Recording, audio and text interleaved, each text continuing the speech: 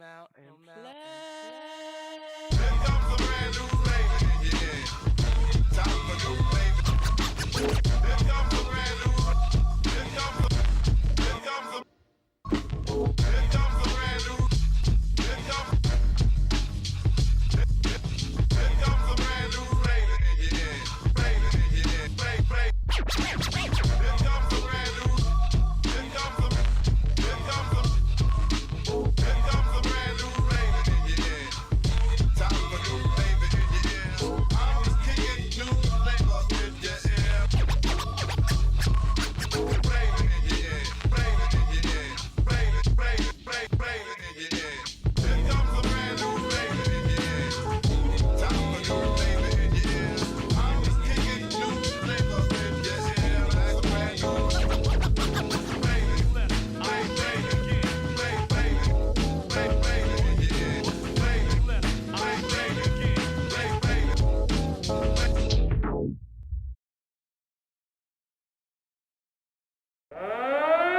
Are you ready?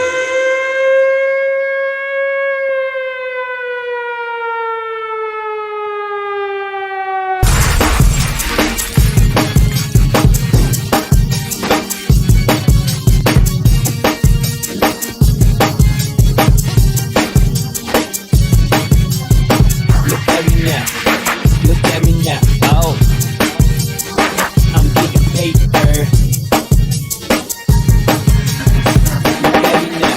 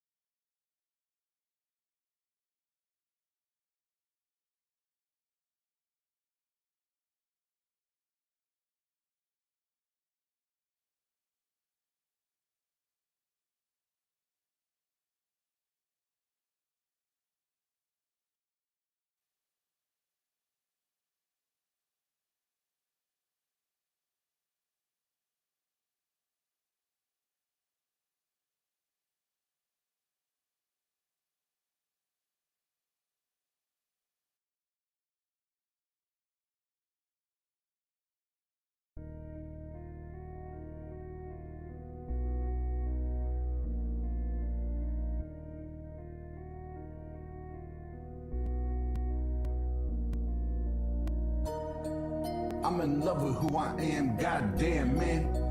Who the fuck is you?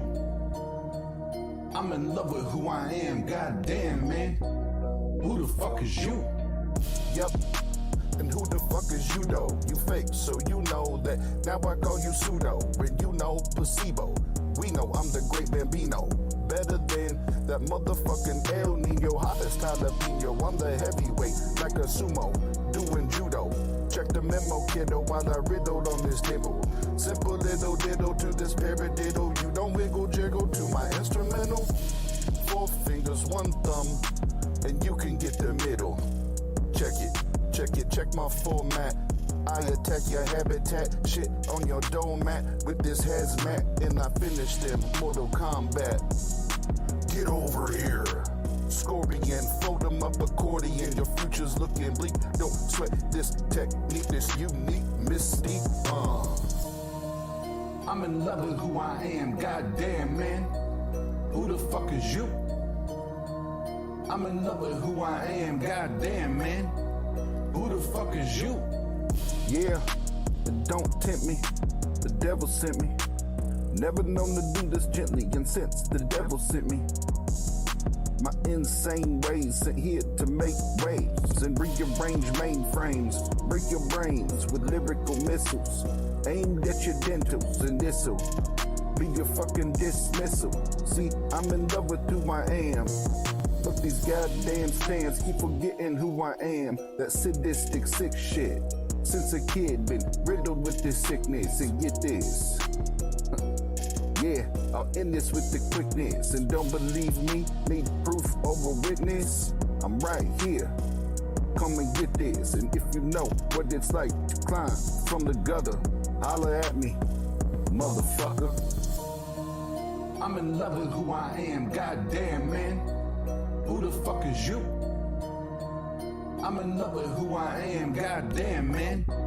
Who the fuck is you?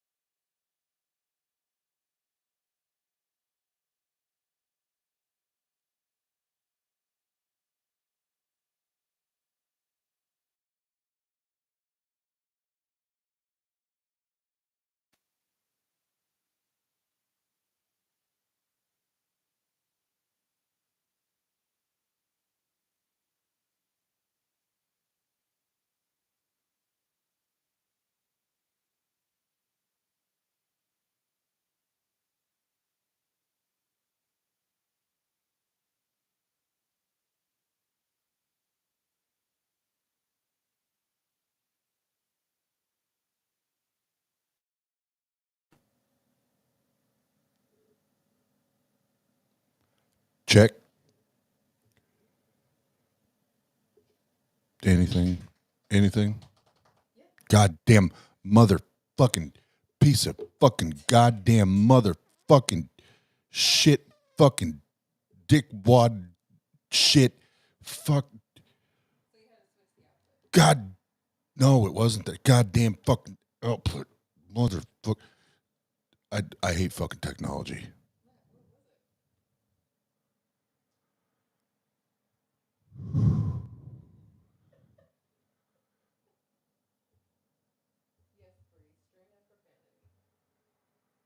1, 2, it goes 1, 2, 3, 4, bang. Get fucked up. Get fucked up. Get fucked up. Get fucked up. Get fucked up. Get fucked up.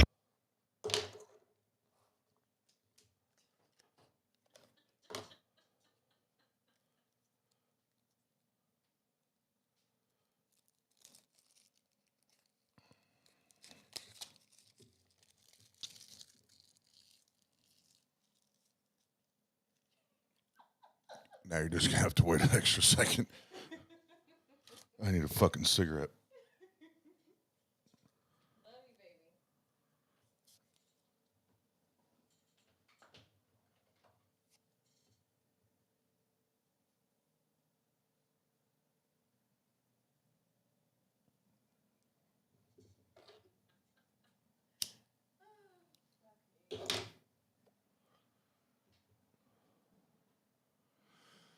Okay.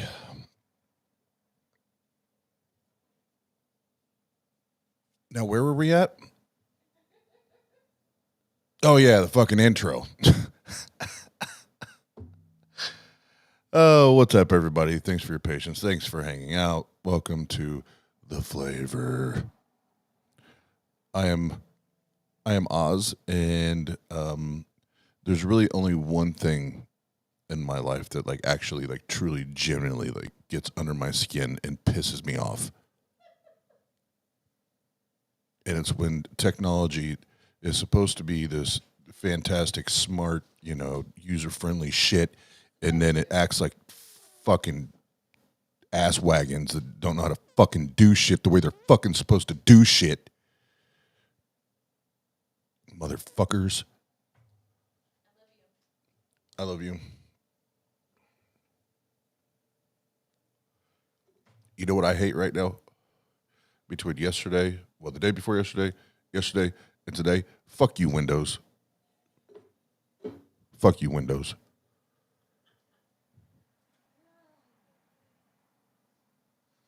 All your little updates, thinking you're doing good shit. You ain't doing good shit, you're doing dumb shit.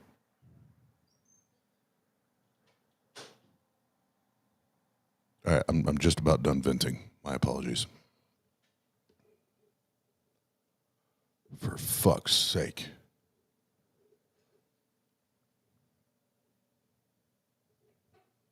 Literally all I did was change the fucking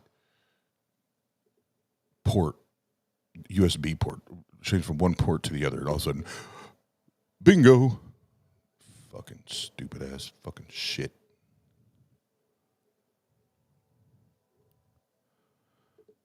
All right, I'm just getting the video that we'll be reviewing this evening. Getting it pulled back up here since I had to restart my computer for no goddamn reason.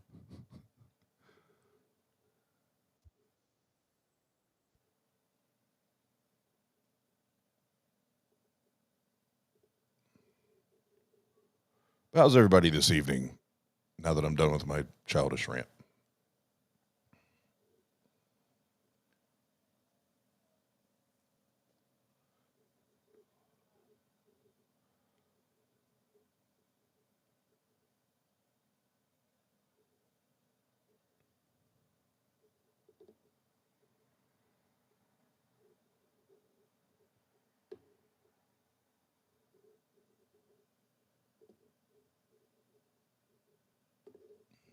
Okay. Yeah, Jenna, I'm glad you think it's cute.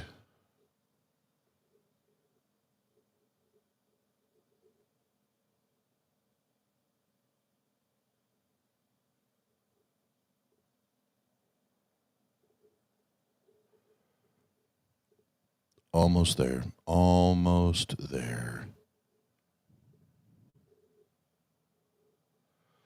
All right. So, yes, we're going to do some ghost hunting.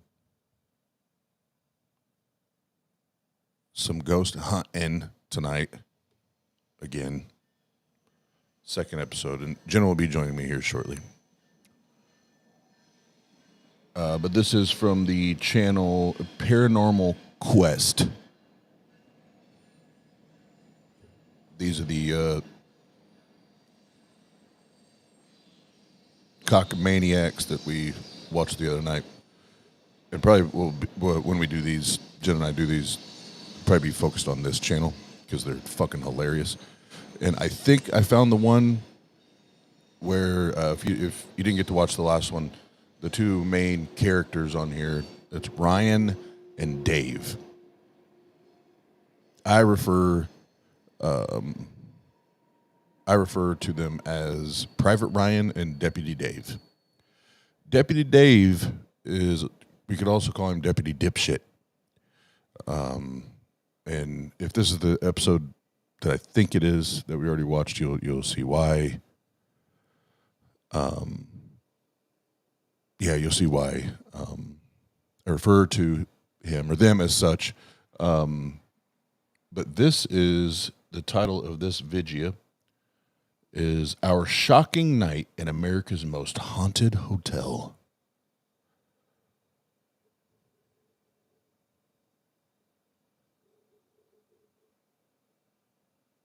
Our Shocking Night in America's Most Haunted Hotel. Hotel, motel, Holiday Inn. All right, let's have one more drink because goddamn it, I need it, and then we'll start the video. 1, 2, it goes 1, 2, 3, 4, bang. Get fucked up. Get fucked up. Get fucked up. Get fucked up. Get fucked up. Get fucked up. All right.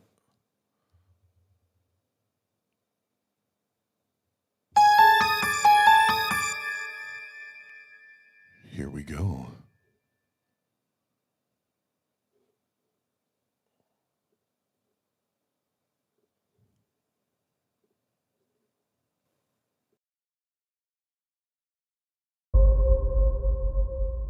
This is literally a once-in-a-lifetime opportunity for us here. No other guests on the property.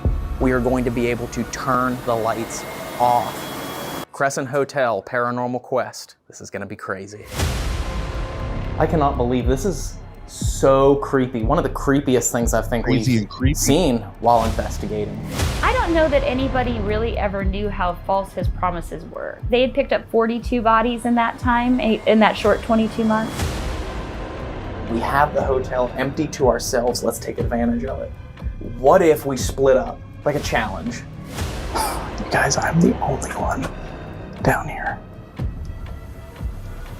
I'm in here all by myself. Oh, are you in that room right there? Music turned on. What? Yes, this is the episode. Oh God, motherfuck. See, that's how easy to put a smile back on my face. Oh, this is, guys, this is, oh my God, you're gonna laugh your fucking asses off. I won't give anything away. The only thing I'll point out, or I guess ask you to be aware of, is how they speak to the said ghost or spirits. It reminds me of, like, it even, like, being a father of 4. I never talk to my kids like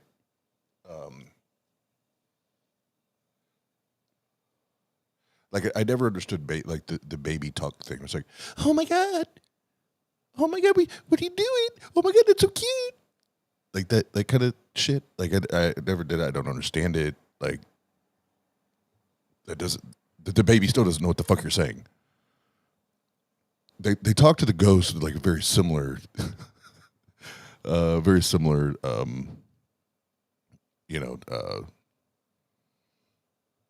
fashion or manner, whatever. But yeah, the comedy's thick on this one, and especially pay attention to Deputy Dave.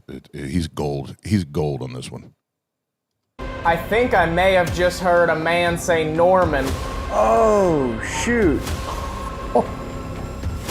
If you want to try and get me, you can. That was very weird timing.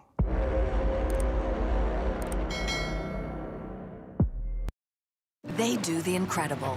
Help save lives. So can you. Your CSL plasma donation.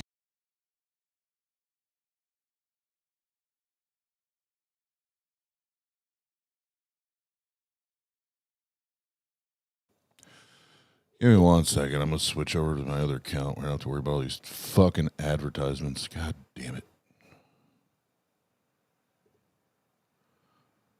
I'm just hitting home runs tonight.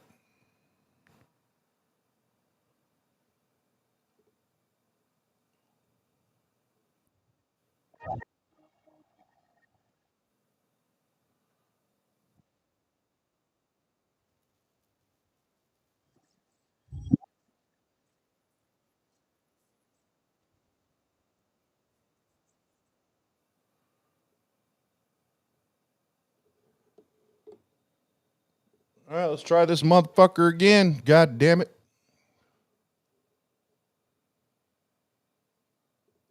Some of my bitches.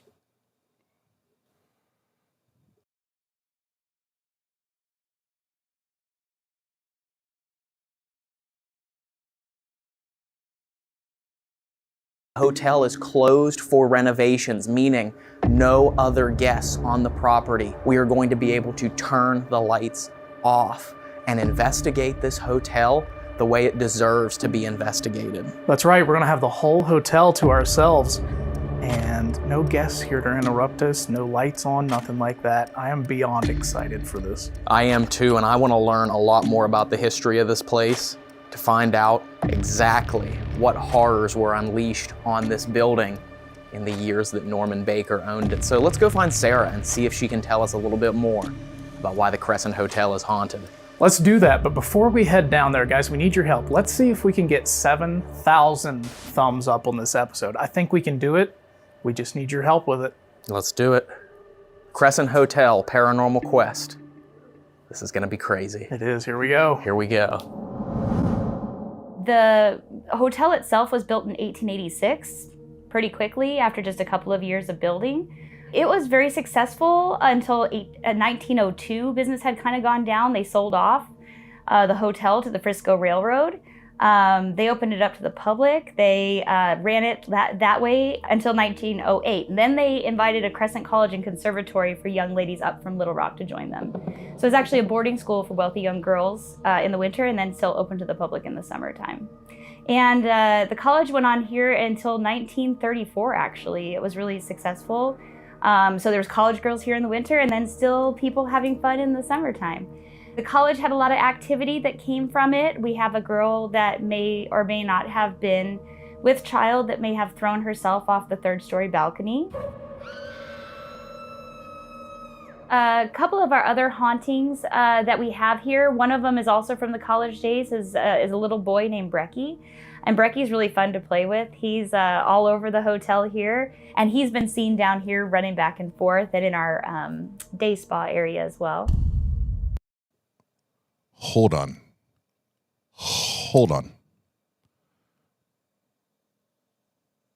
What?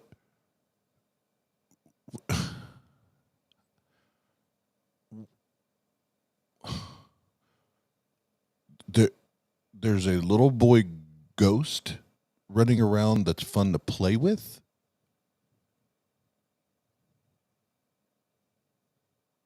Really?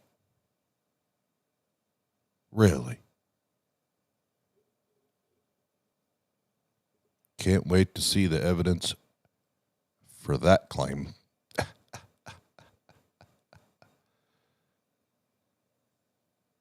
What's up, Oxen? Yes. No, nobody's arguing that.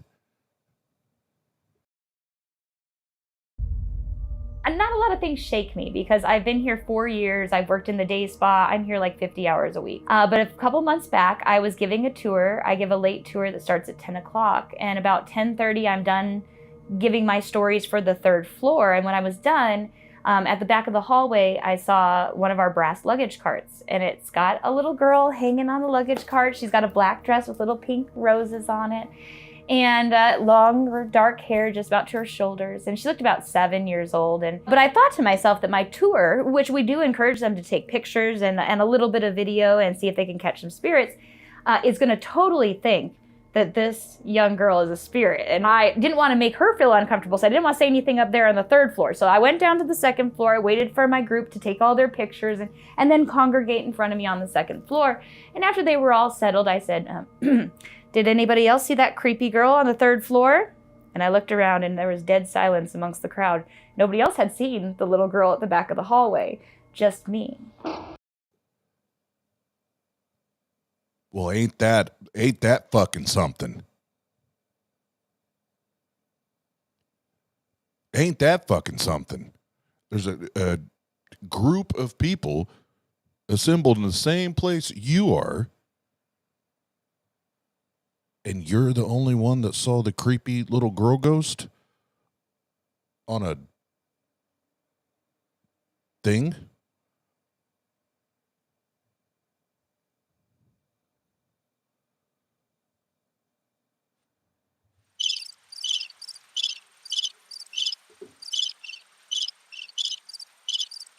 Either you're making this shit up, or you done went cuckoo for Cocoa Puffs. I'm gonna go with cuckoo for Cocoa Puffs. That's where I'm going with it. Norman Baker was here from 1937 until 1939, so actually not very long, only 22 months. But his reputation preceded him. He was actually arrested here in 1939, and that ended his medical treatments, as it were. But he had been doing it for 10 years before he got here, so this was not exactly new. He had owned 2 other hospitals, one in Muscatine and then one in Nuevo Laredo, Mexico. So they came here for all kinds of ailments, not just cancer, but varicose veins and anything that would ail you. And as long as you had $5,000, they would treat you for literally anything. The treatment here was all about mental therapeutics, healing the body with the power of your mind. And then something he discovered called Formula Number 5. And Formula Number 5 really had no active ingredients in it. It was really just ground up watermelon seed, brown corn silk, red clover, some water, and like carbolic acid for like active feel, but there's really nothing to it. And when he was here, we do know that this area that was a kitchen, essentially first, was used as a morgue area. And he would do autopsies on people. He would supposedly take out tumors and affected organs. He put them into jars and he put them on display.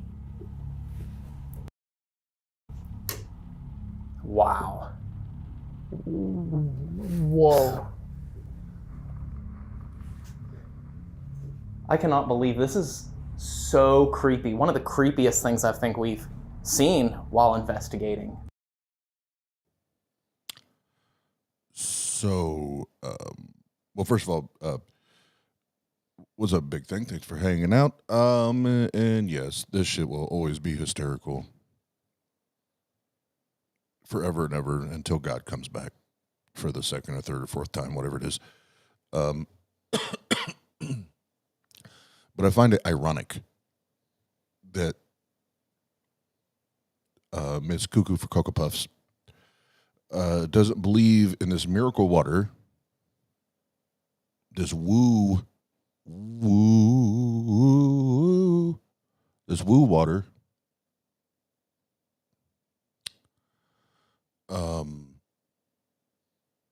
But she believes in the little ghost boy and the little ghost girl running around the hotel.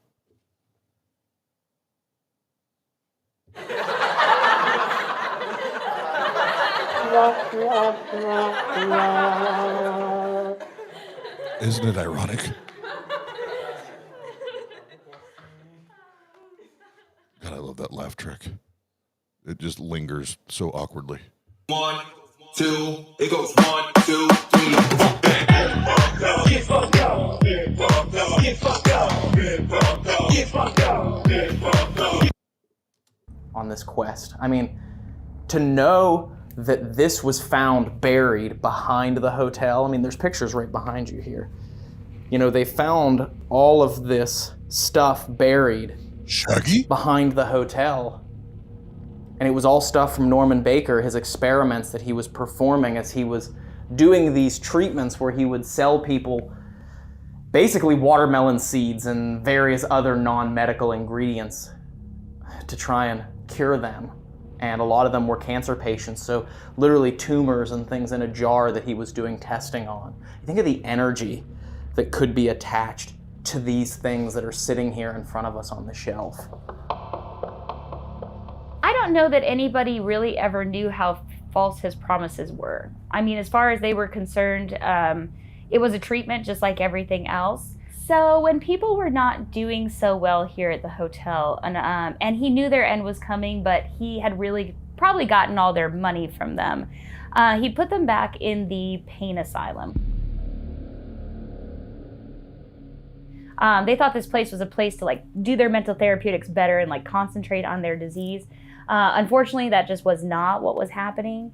And when they would get close to the end, he would either put them back in the asylum area, or he would tell them they had been healed. He would send them home. He'd say, gosh, you're cured. It worked. Great. Sweet. Sounds like Benny Hinn and Kenny Copeland and shit.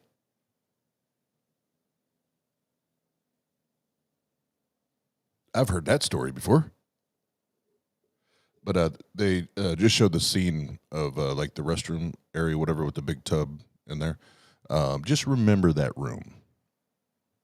Because that's where the pure comedy goes down here in a few. I mean,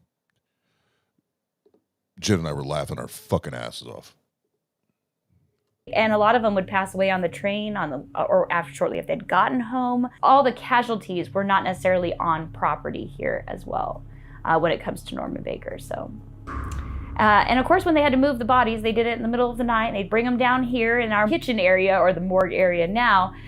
Did do the autopsies. We had an ice box that was from the kitchen days. That was just a very insulated room. They put a big block of ice in it, and it kept meats and cheeses cool, but it also kept bodies cool. And so he used it in between their autopsies and the time when the mortuary would come and pick up the bodies. But the mortuary kind of knew what was going on here. They had picked up 42 bodies in that time, in that short 22 months. So, and again, that's not accounting for all the people that went home and probably passed away shortly after getting there. All of the people that are attached to this organic matter, supposedly that's in these, are their spirits still here? Are they upset with him still? Or is that why the place is haunted? You know, it could be, because it is a very short amount of time, 22 months, that Norman Baker was selling these treatments to people. But still, the toll that took, the number of people who lost their lives here in those 22 months is staggering. Yeah. We have noticed that when people speak ill of Norman Baker, that sometimes they get scratched, or there's very much a feeling of being watched. One of the most interesting experiences for me with Norman Baker was that I was actually doing an interview with another podcast. And after the podcast, after she had stopped the recording and all of that, she said, "Can I ask you a personal question though?" She said, when we stayed there the last time, I had this really wild dream about a man sitting at a desk, and they had stayed in the governor's suite, which is another one of our haunted rooms, sitting at a big desk, and he was slamming his fist down on the desk, and he was saying, "This just won't do." And he had round glasses and light-colored hair. Consequentially, where she was sleeping was Norman Baker's office. And I sent her a picture of Norman Baker, and I think she just about died, because I don't think she had realized who that was and who she had been dreaming about. The history of this place is amazing, and I'm so excited to get in here and investigate tonight. Yes, this is literally a once-in-a-lifetime opportunity for us here to have no guests and have all of the electricity off. The only people that are here are us, Kalani and his team, and some security. And we have full reign of this place tonight, and I don't think that'll ever happen for anyone again. So huge thank you to Kalani and the Crescent Hotel for allowing us to be out here. Yeah. Oh my God. Sometimes I just can't. Sometimes I just can't. What the fuck are you talking about? So who got scratched, who bumped their head. I mean, somebody definitely goddamn fucking bumped their head. Woo-hoo. But like, do we have pictures or video of people fucking getting scratched and shit? What's up, Crystal? You joined a great time. We're just getting ready to get into the dumb shit. I mean, we got the appetizer. We got the little dumb shit. Now we're gonna get the big dumb shit. But first of all, like, are there pictures? Is there video? Is there anything where, like, we can show that? First of all, there's scratches. Then how do we demonstrate that the scratches came from fucking ghosts?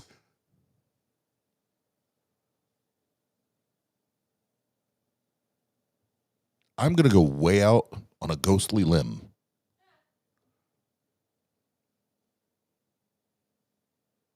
And suggest that we don't have either. We don't have the pictures. Nor do we have a way to verify that even if we had the picture, that it came from a fucking ghost.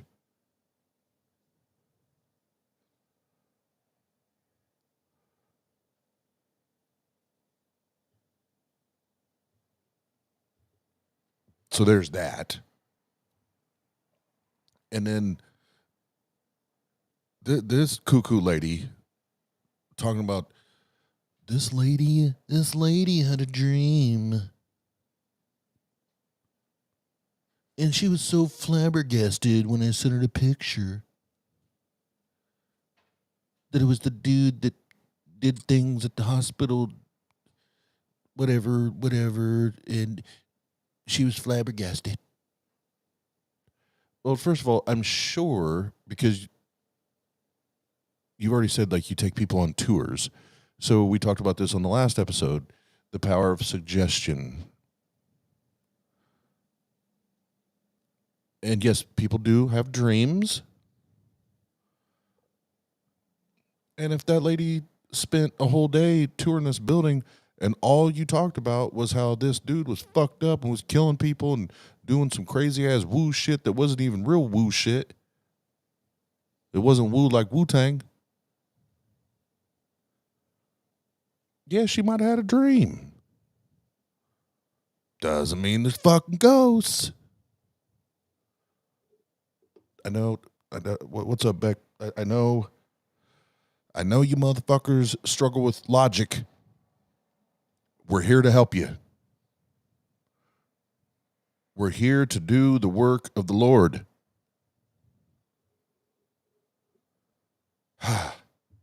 1, 2, it goes 1, 2, 3, 4, bang. Get fucked up. Get fucked up. Get fucked up. Get fucked up. Get fucked up. Get fucked up. Scrappy? Scooby?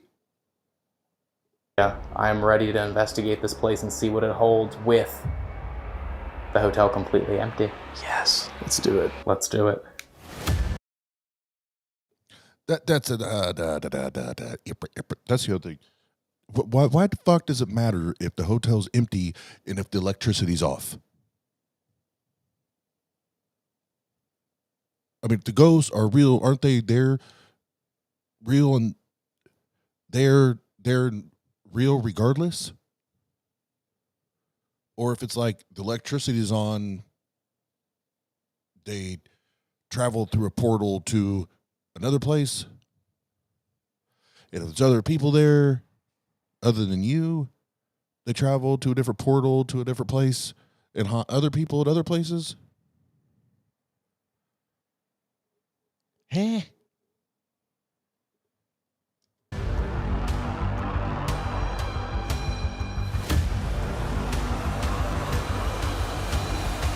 All right, so we just set up 3 cameras throughout the Crescent Hotel, and I tell you what, it is a lot different in this hotel with all of the lights off than it is when we were walking around during the day with all the lights on. No. No, it's the same motherfucking building, the same motherfucking structure, the same motherfucking furniture, the same motherfucking everything. Same shit, bruh. Guess what? When you turn the lights off, you just can't see no more. That's it. It's dark. It's dark. It's dark. Nothing changed.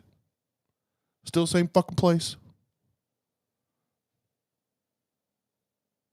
Just don't be a dumbass. Turn a flashlight on. Hi, yeah. What's up, EA? Yes, ghosts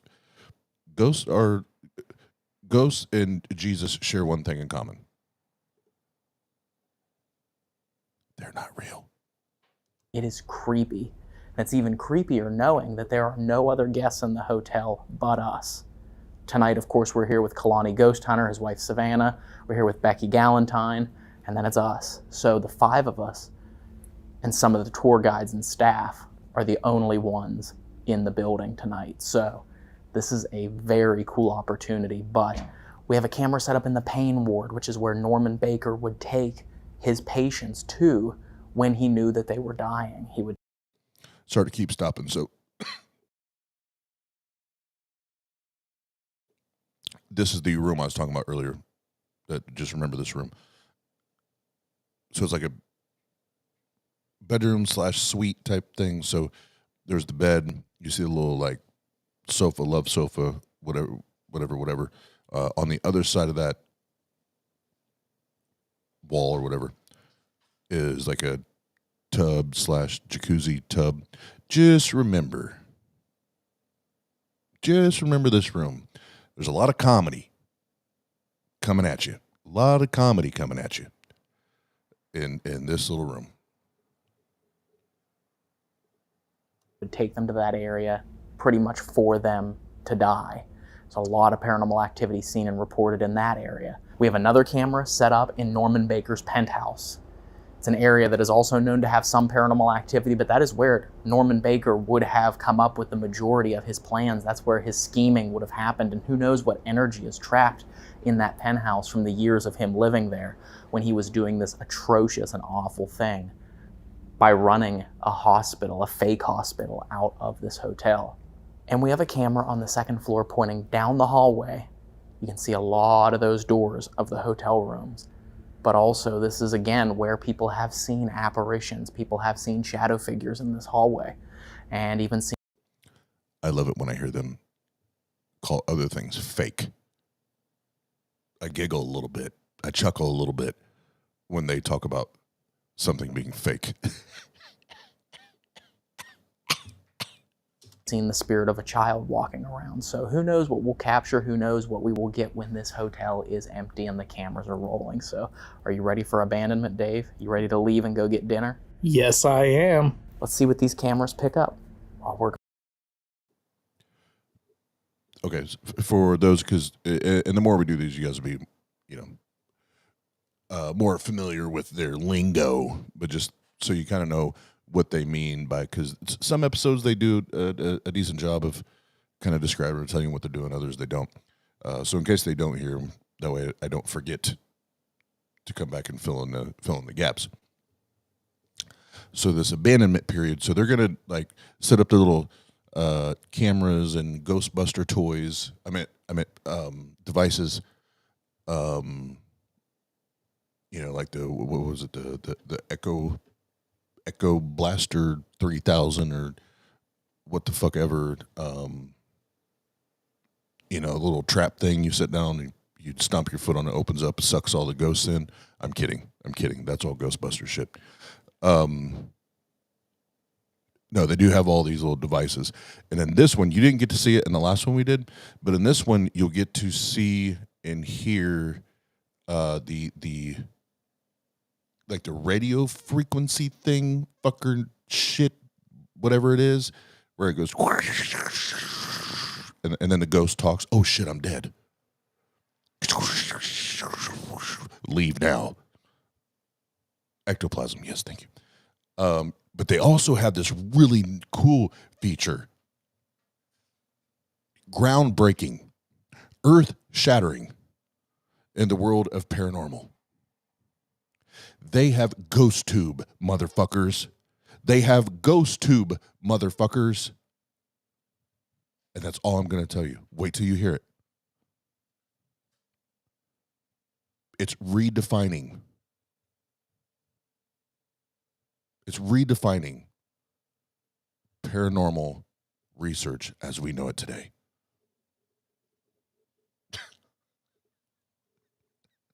Gone.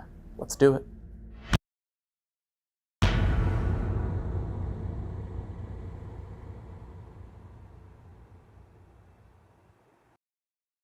See, I got all excited about Ghost Tube. I forgot to tell you about what the fuck the abandonment is. Motherfuckers, I'm killing it tonight. So the abandonment period is when they set up their little fucking gadgets, their little toys, and then they leave. They like go get dinner and a beer or whatever. And yeah, they call them big thing. They call them spirit boxes. And not these guys, but there's another one that Jen and I had watched where they have what's called a God helmet. We can talk about that one another time. Anyway, they dip out for like an hour, a little over an hour. And while they're gone, these gadgets are supposed to be picking up on the ghostly activities. They're supposed to be picking up on the spirits and the energy while they're away.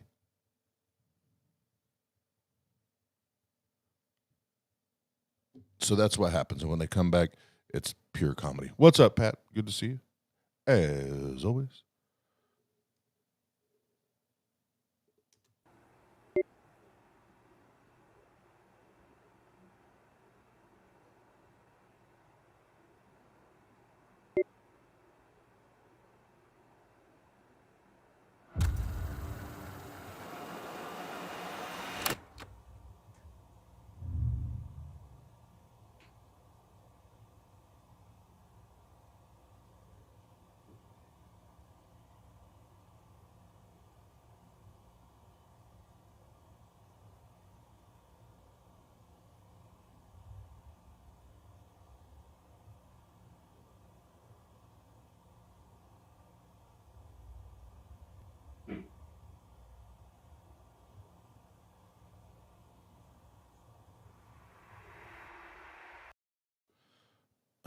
Come on, man. Like there's a temperature change. There's an air pressure change. And then there's a loud movement. Now, I know a thing or two about sound. Not an expert, but I know a thing or two.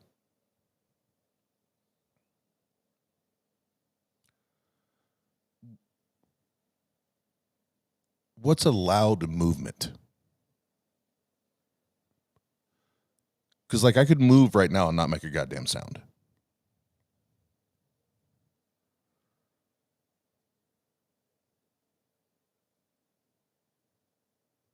What's a loud movement? Need to know what a loud movement is. Now, maybe you're talking about a loud bowel movement. Maybe you farted or shat yourself. Maybe that's what you're talking about. But I don't know what a loud movement is. Or what I should even be listening for.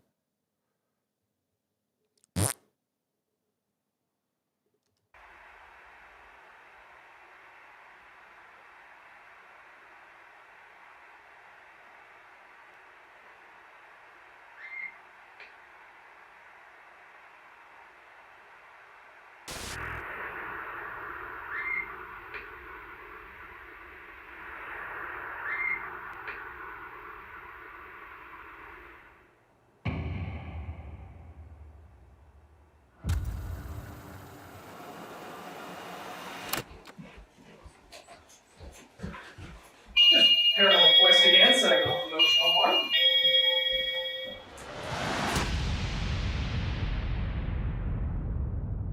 All right, so we are getting ready to go into an area called the Pain Ward, and Sarah called it the Pain Asylum. This would have been a set of rooms on the far end of the third floor where apparently Norman Baker would take some of the patients who he knew were going to pass away. There's a lot of paranormal activity in here that they believe actually is related to some of those patients that were sold false treatments by Norman Baker in his time owning the Crescent Hotel here. So we're going to go in and do an Estes session. Kalani and his wife Savannah told us that there's a lot of success with Estes method spirit box sessions here in the bathtub of the Payne ward. So. Yep, you heard it. You heard it, motherfuckers. We're about to do spirit box testing in a bathtub with a ghost. This shit's about to get hot. 1, 2, it goes 1, 2, 3, 4, bang. Get fucked up. Get fucked up. Get fucked up. Get fucked up. Get fucked up. Get fucked up. If you've never spirit boxed with a ghost in a bathtub, you ain't fucking lived. Ask Private Ryan and Deputy Dave. They'll learn you. So we're going to try that. You ready, Dave? I'm ready. Let's give it a whirl. Let's give it a whirl. So I'm going to be sitting here in this bathtub listening to the spirit box, and that is what is reported from Savannah. Is it leaking? Oh, it is leaking a little bit. Okay, so I'll have to be careful not to get my pants all wet. But Savannah... Bro, don't worry about getting your pants wet. You're about to spirit box with a ghost in a tub. Don't worry about the moisture. Don't worry about the moisture. Just gonna throw that out there.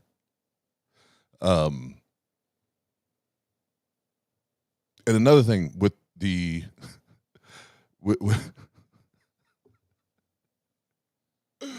oh God. The other thing with this spirit box thing is they have, I guess the headphones that they wear. Well, first of all, they put a blindfold on because I guess that means something.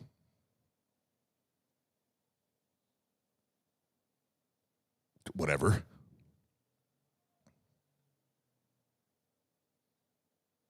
But they have these headphones, and I have I now call them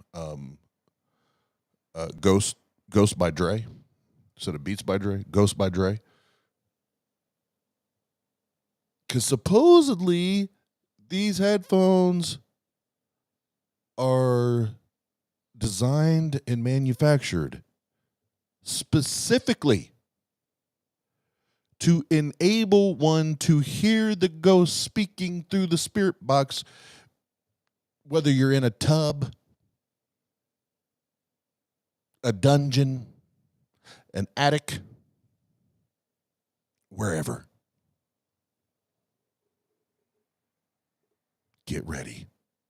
Savannah and Kalani said when they were here a couple weeks ago, they had some incredible responses through the Estes here inside this bathtub. So I have some equipment set up around the room, and I have motion sensors out in the hallway leading up to this area. So if anything moves out there in the hallway, we're going to know about it via that motion sensor receiver right there behind Dave on the wall. You'll hear it ding, chime, and it'll probably scare us. Yeah, more than likely. At least Dave. Yes. So we'll see what happens here. Open. Open. Open. Do you want us to open the door?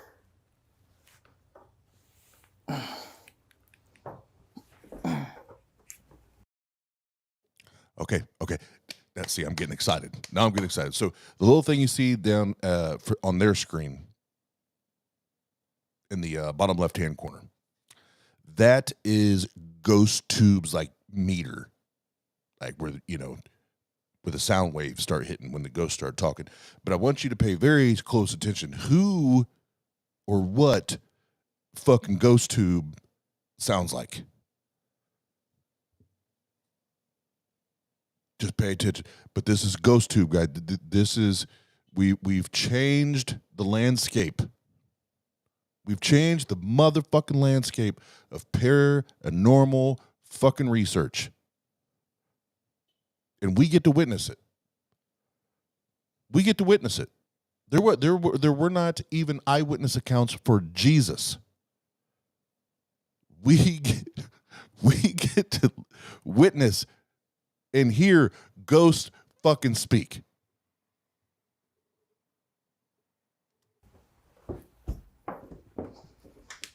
Okay. So unfortunately, we did not remember to pack our blindfold either. So we'll be going sans blindfold. All right, I'm getting ready to start sweeping here. No. It told him no. That's interesting. And sweeping. All right, friends. Yeah, we're sweeping. You may not recognize who we are. My name is Dave, and my friend Ryan is right around the corner here.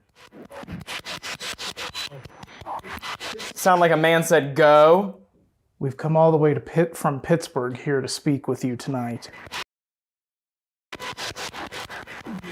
We're hoping that you will come out and talk to us. In here, woman's voice. Could you please tell us what your name is? Can you do that for me?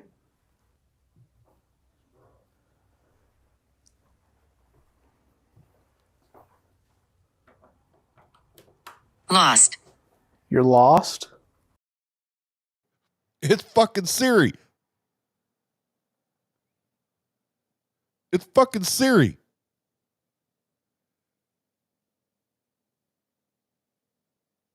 It's fucking Siri.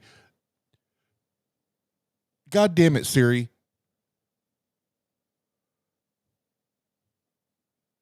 This whole time we've been asking Siri for fucking directions. Asking Siri for fucking definitions. Fucking asking Siri to fucking Google shit for us. We were talking to a goddamn ghost. We were talking to a goddamn ghost. I try to tell y'all, these motherfuckers, they're enlightening us. They've changed the landscape, guys. Catch up.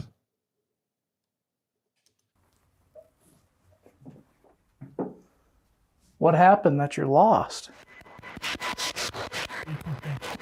If I am speaking to any of the spirits here at the Crescent. It sounded like someone said, take the pill or take the something. I'm going to ask kind of a sensitive question, but were you a victim of Mr. Baker? Face it or face him. Were you a patient of Norman Baker's? Did you have cancer?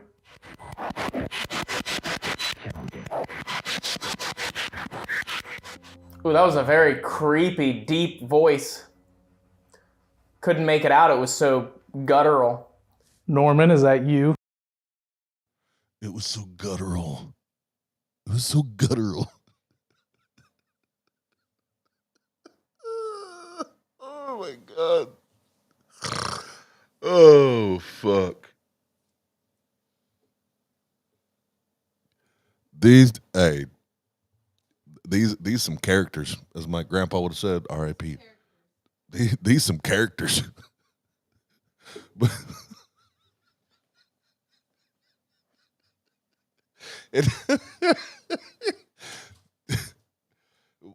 first of all, it kills me the guy with the headphones on. You could tell they actually have like some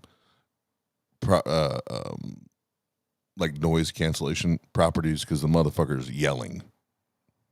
And they're like a few feet away from each other. That shit always strikes me as funny. But when we have GhostTube,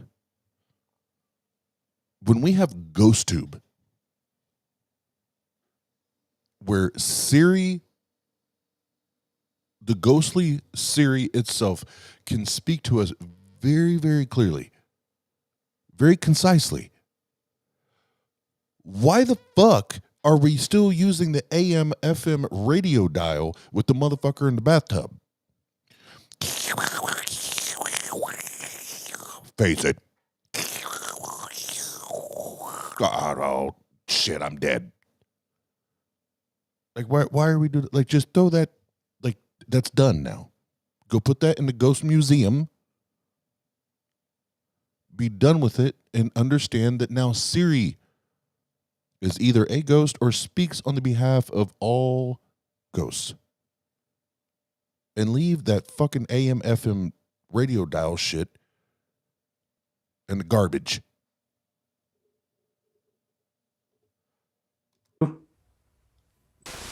Did you have cancer?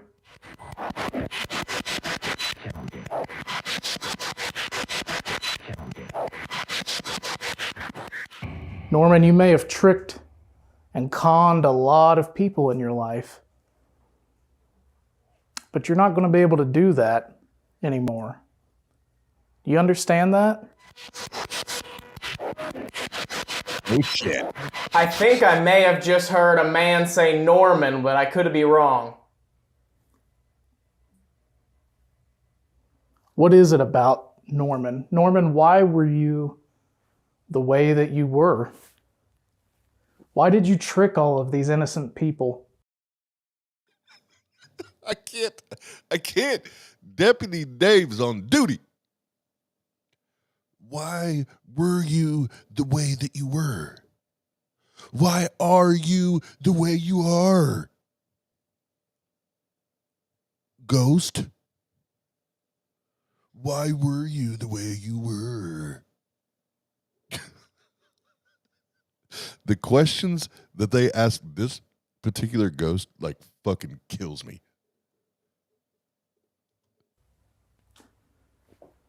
They thought they were getting a cure to a terrible, terrible disease. You built them up, Norman. You made them feel hope that they were going to be okay.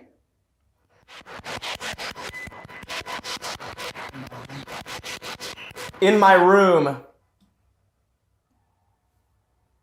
You knew the whole time, Norman, that they were going to die anyway, but you took their money because you're a con artist. I feel a very staticky, cold energy, like I feel like there's something in this tub with me. Norman, are you getting a little freaky and taking a bath with Ryan?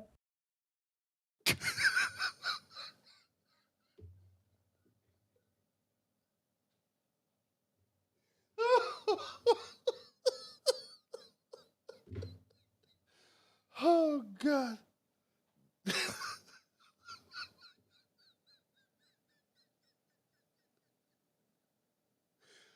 Oh, fuck me. Oh, God. Okay, so first, Private Ryan feels, again, I don't know what cold static feels like. I've never described anything or heard it described that way. I don't know what the fuck that is.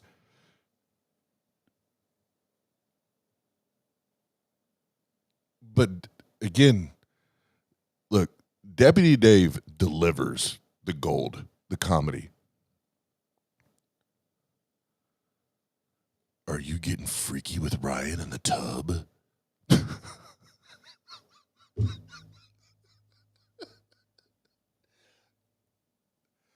I mean, hey, I don't kink shame.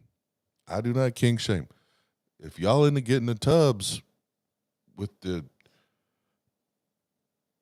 ghost toys, yeah, I mean, do you think? But don't talk shit to the ghost when you're inviting them. The ghost is like, hold on. You put on the headphones. You brought the toys. You laid down in the tub. And you're saying my name. Wow, chicka, wow, wow. 1, 2, it goes 1, 2, 3, 4, bang. Get fucked up. Get fucked up. Get fucked up. Get fucked up. Get fucked up. Get fucked up. Pat said the other thing he feels is warm Elmer's glue. Oh, fuck, man.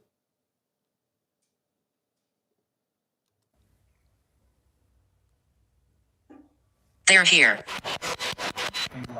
We are here. Oh, I couldn't make it out. Who is it that's here? Norman, I want to talk to you. This happened. You knew that these people were going to die. And you still took their money. And you didn't care. Why is it getting so cold over here? It's getting very cold. Who's over there with Ryan? You you're laying in a fucking tub that you already said had leaking, dripping water in it. That's why you're getting cold, you dumbass. And yeah, I have to highlight this. How does that sound scary? Autobots assemble.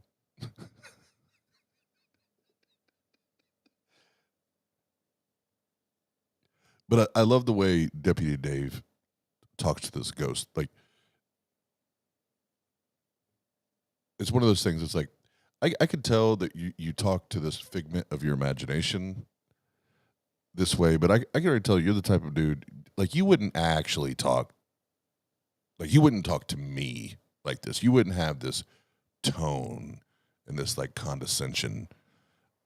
It's so funny to me. Like, you're trying to talk shit to a ghost? You try to talk? Come on, bro. Uh-oh. Ghost Tube is back. Who is that? Is this yours? I said no. It's just Tell me if I'm wrong. It's fucking Siri. It's fucking Siri. said my name, Ryan. Norman Baker. You are an absolute piece of garbage for what you did to these people. Choked. Norman, if you have something to say to me for me calling you out, you speak through Ryan. He has a radio that you can use to speak. So if you don't like what I'm saying, let me know through him. Home.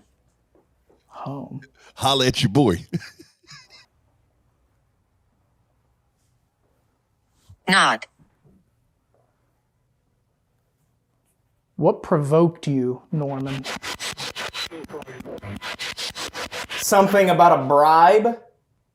That would make sense. Yeah, you did bribe these people. Told them they would get better. Abused. Yes, abused. You abused them. And I'm so sorry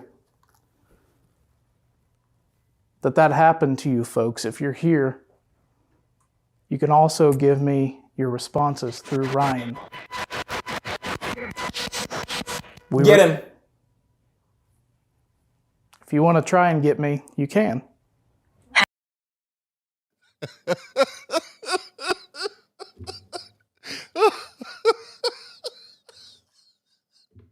Oh my God, this shit is fucking comedy, man. This shit is fucking comedy.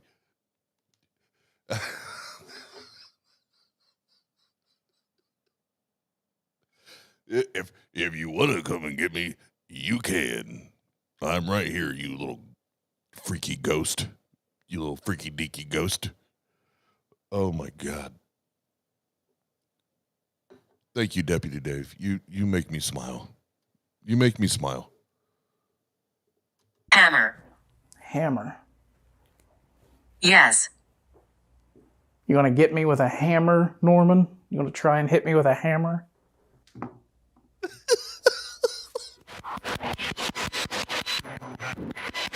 move me back. You were a crook.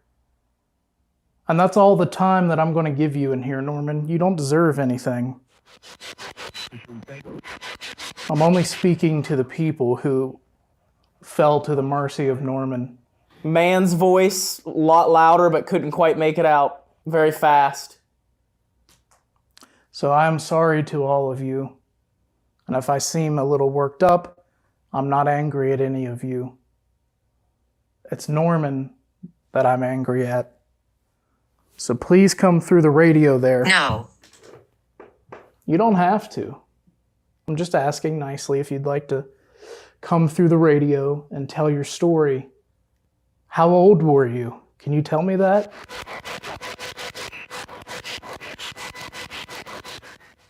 Very sad vibe in here right now.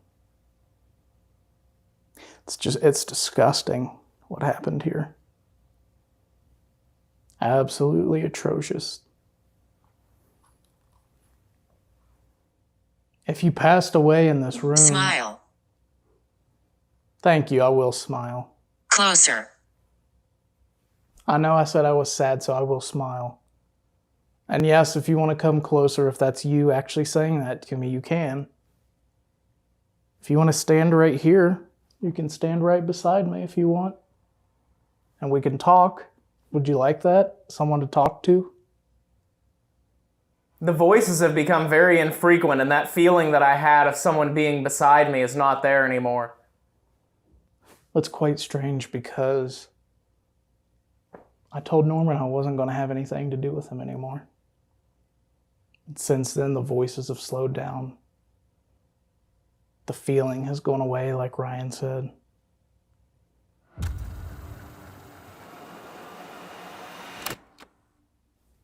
Will you come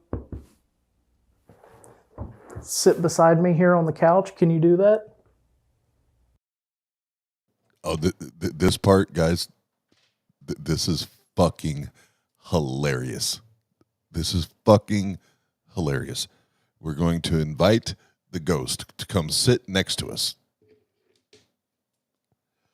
And then Deputy Dave makes an amazing fumble.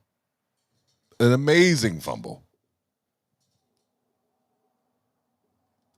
I would love if you could come and sit on the couch with me here so we could talk.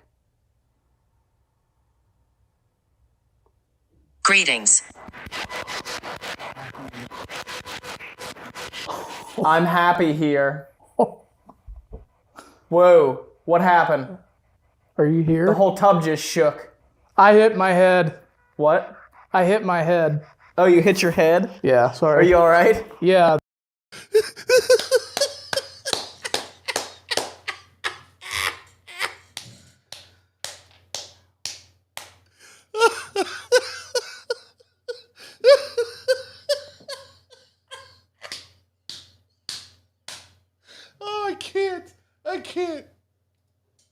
I can't.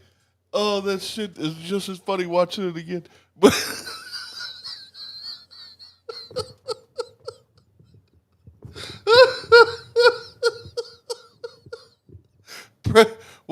why Private Ryan? So fucking serious. So fucking serious. Wait, what happened? The whole tub shook. And good old Deputy Dave, my bad, homie. My bad, homie. I hit my head on the wall.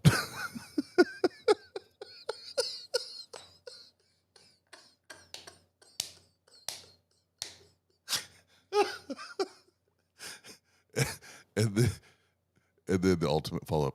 Oh, are you okay?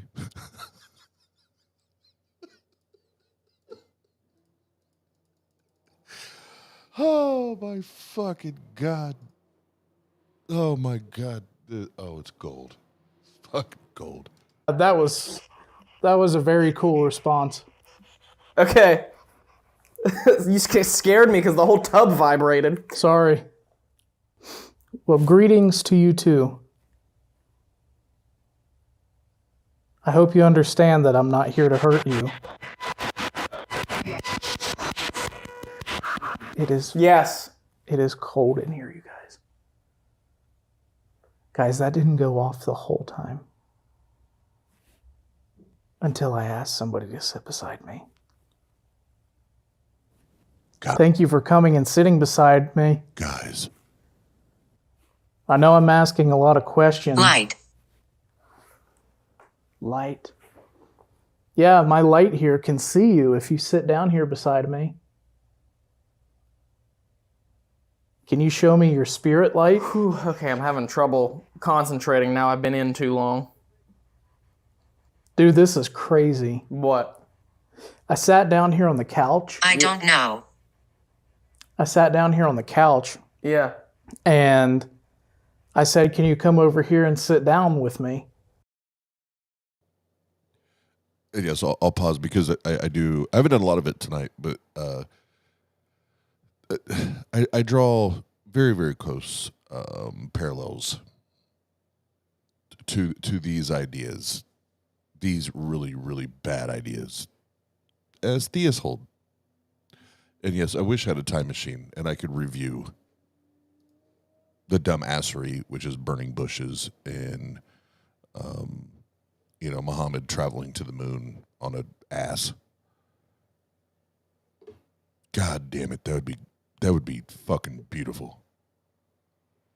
And I'd be the dude for the job. Uh-huh. And a few seconds later, the ghost tube said, greetings. And then the EDI started going off for the first time. Uh-oh. Uh-oh. Hi. Ooh, my mic works. Ladies and gentlemen, boys and girls of all ages, guess who's returned? No, I didn't say that right. Guess who's come back to the flavor? I've already done that. I know, it's just fun to say. Oh, okay. Yeah, I know you get a kick. Hi, y'all. Sorry, I'm late. Doing shit. Better late than never. Yay. So where we at? We just experienced Deputy Dave bumping his head on the wall. Oh, is he sitting next to his ghost friend now? Yes, yeah.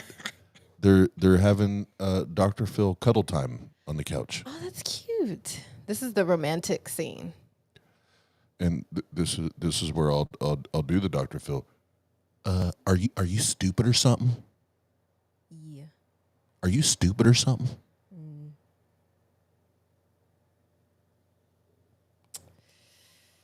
Oh boy. Here we go. Yep. And there were some other relevant responses coming through. Wow. That was very cool. Wow. That is very cool.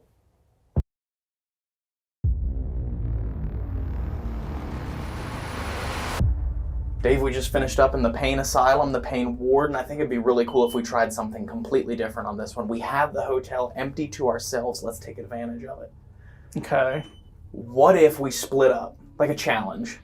You go alone to the morgue, all the way down that hallway, past the spa, all the way to the other side of the building by yourself, where then you investigate alone.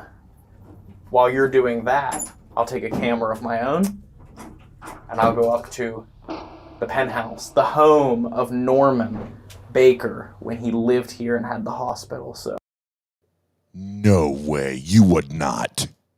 I like how they just had this beautifully seamless transition from being in the hot tub and being all, ooh, ooh, ooh. And then just, all right, we're done with that. Next scene. They obviously never watched a single episode of Scooby-Doo. No, not at all. They might be a little too young for Scooby-Doo. No one is too young for Scooby-Doo. I agree, but you'd be surprised. Shaggy? so we can split up and cover two areas that are very important, not just to the Crescent Hotel, but to the history of what was once the Baker Hospital. So, are you ready to split up? No, do a challenge? No, because I thought we were coming down here to do a session together. Nope. We're going to set up this camera. And then you're going to grab the other camera and walk all the way down the dark hall. What do I feel like Deputy Dave is legitimately like shitting his pants? Like he's really scared? Yeah.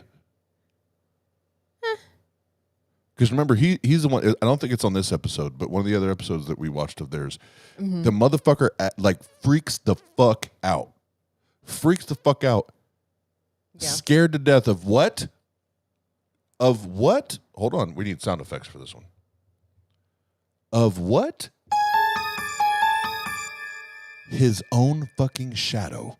I forgot that. His own shadow. Like he freaks the fuck all the way out. I totally, yep. Because of his own goddamn shadow. Yep. That was hilarious. That's where that's where we are. I need to record it and have it on the soundboard. Comedy. Because it's like, bro, you're out here ghost hunting. You are out here chasing the spirits and the vibes and the what's the other one? The word they use? Spirits. The energies. Oh, the energies. The energies. Energies. Yes. Like you're out here hunting this shit, right? Energies. Yes. And the fact that not that you freaked the fuck out, but that you flinched at your own goddamn motherfucking shadow. Cute. I think it's time to find another job. I hope this is not their day job. Oh, no, these motherfuckers like travel the globe doing this shit. Several seasons of this bullshit. It's like 12 years now they've been doing it. Yep. Like they've literally traveled the globe doing this shit. So it's whether they're doing it for money or not, that's speculation. But they're definitely doing it big time. You're right. I know, Carrie Ann. I know. Yeah. WTF. What the fuck? I agree. Anyway. Hallway by yourself all the way to the morgue. It's going to be fun. Not happy about this. Oh, good. The door's shut. That's what you get. And that's what I get. Now that the door's open, I'm going to go set this camera up. And I'll be back. All right, so I have all the equipment set up here for Dave. It is ready with this camera here for him, and I am going to send him down here when I get back up there to the room, and then I'm going to take a camera, go over to Norman's penthouse. But it is very creepy down here, and it is very dark. Some things that we have set up in here, we have the Mel meter with the REM function turned on, sitting in the rocking chair. Thought I heard a giggle there.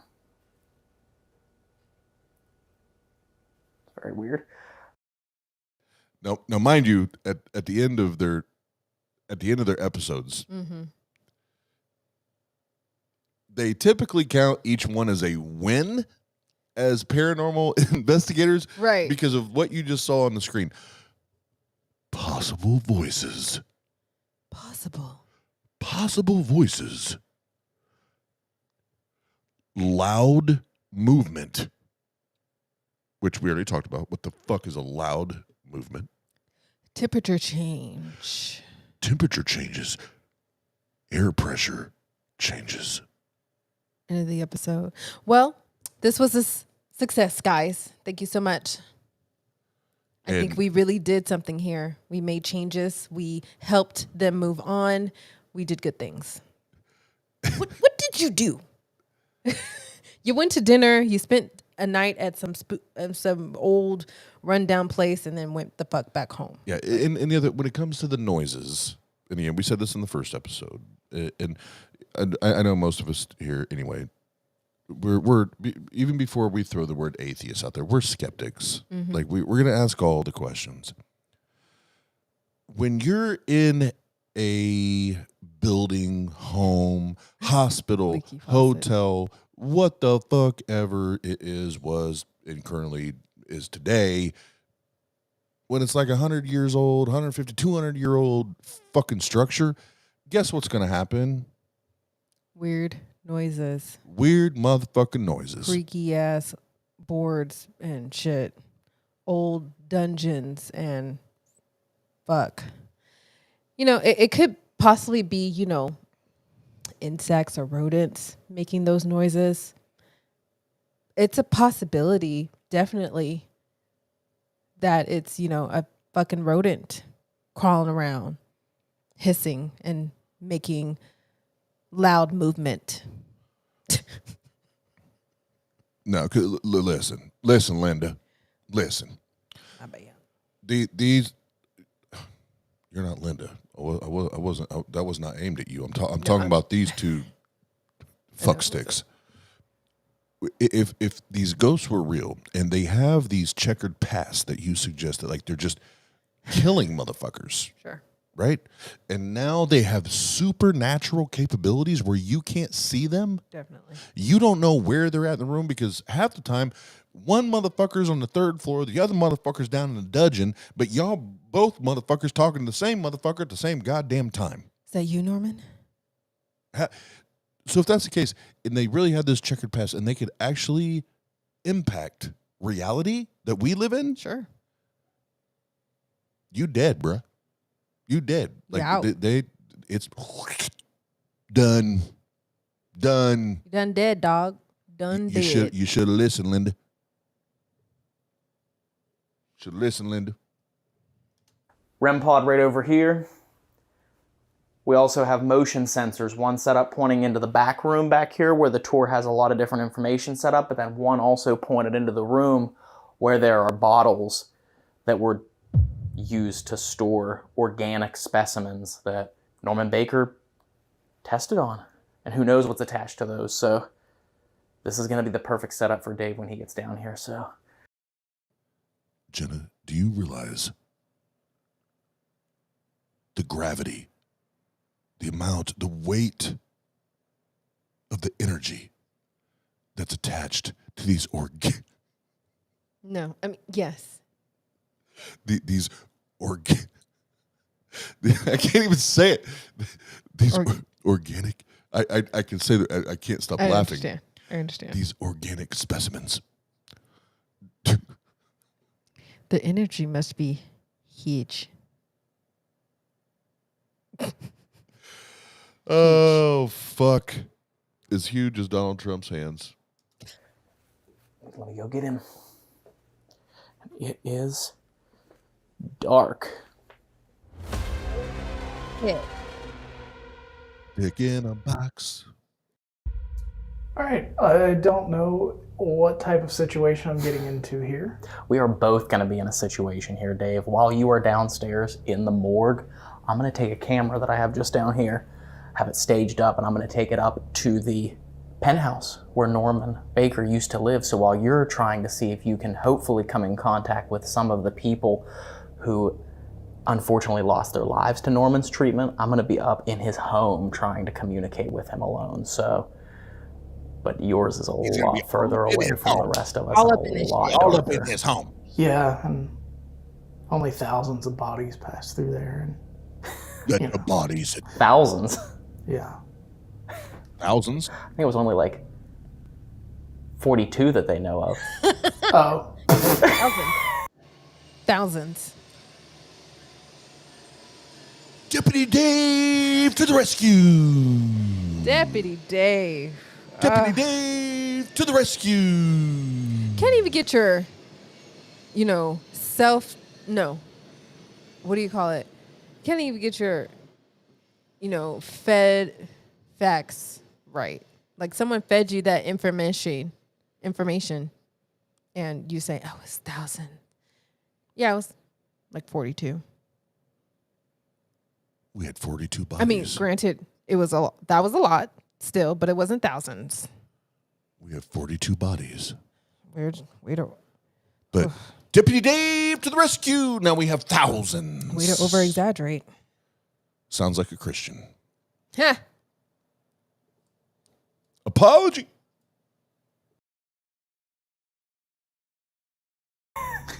Oh, you can see how much I pay attention. All right. But still, that's a lot for 22 months of this being a hospital. 42 people is a lot for Yes, it is. that. So Yes, it is. you're gonna have fun either way, and it's very dark and it's secluded. And I'm gonna go down here and grab the camera and get started with mine. So I'll see you here soon. Okay. All right. I guess I'm heading down to the morgue. Let's see here.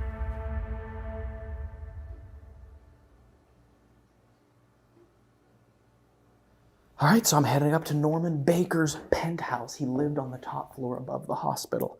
That was his private residence. That was where he went to get away from the craziness of what was going on here. So while Dave is downstairs in the morgue, I'm going to be going alone up to Norman Baker's home to see if maybe he can come out. He's going See if he alone. will come out and speak to me. There you There we go. in the bathtub. Hello? Norman? Hello?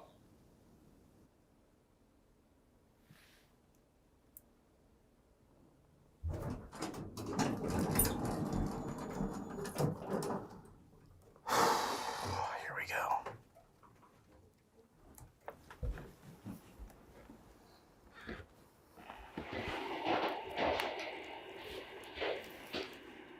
Hello? Hello? I just heard someone right down here at the bottom of these stairs. No way. Did you hear that? No. Norman, is that you? No. Norman, if that's you, set one of these things off. Oh, God. Fuck you. You set it off.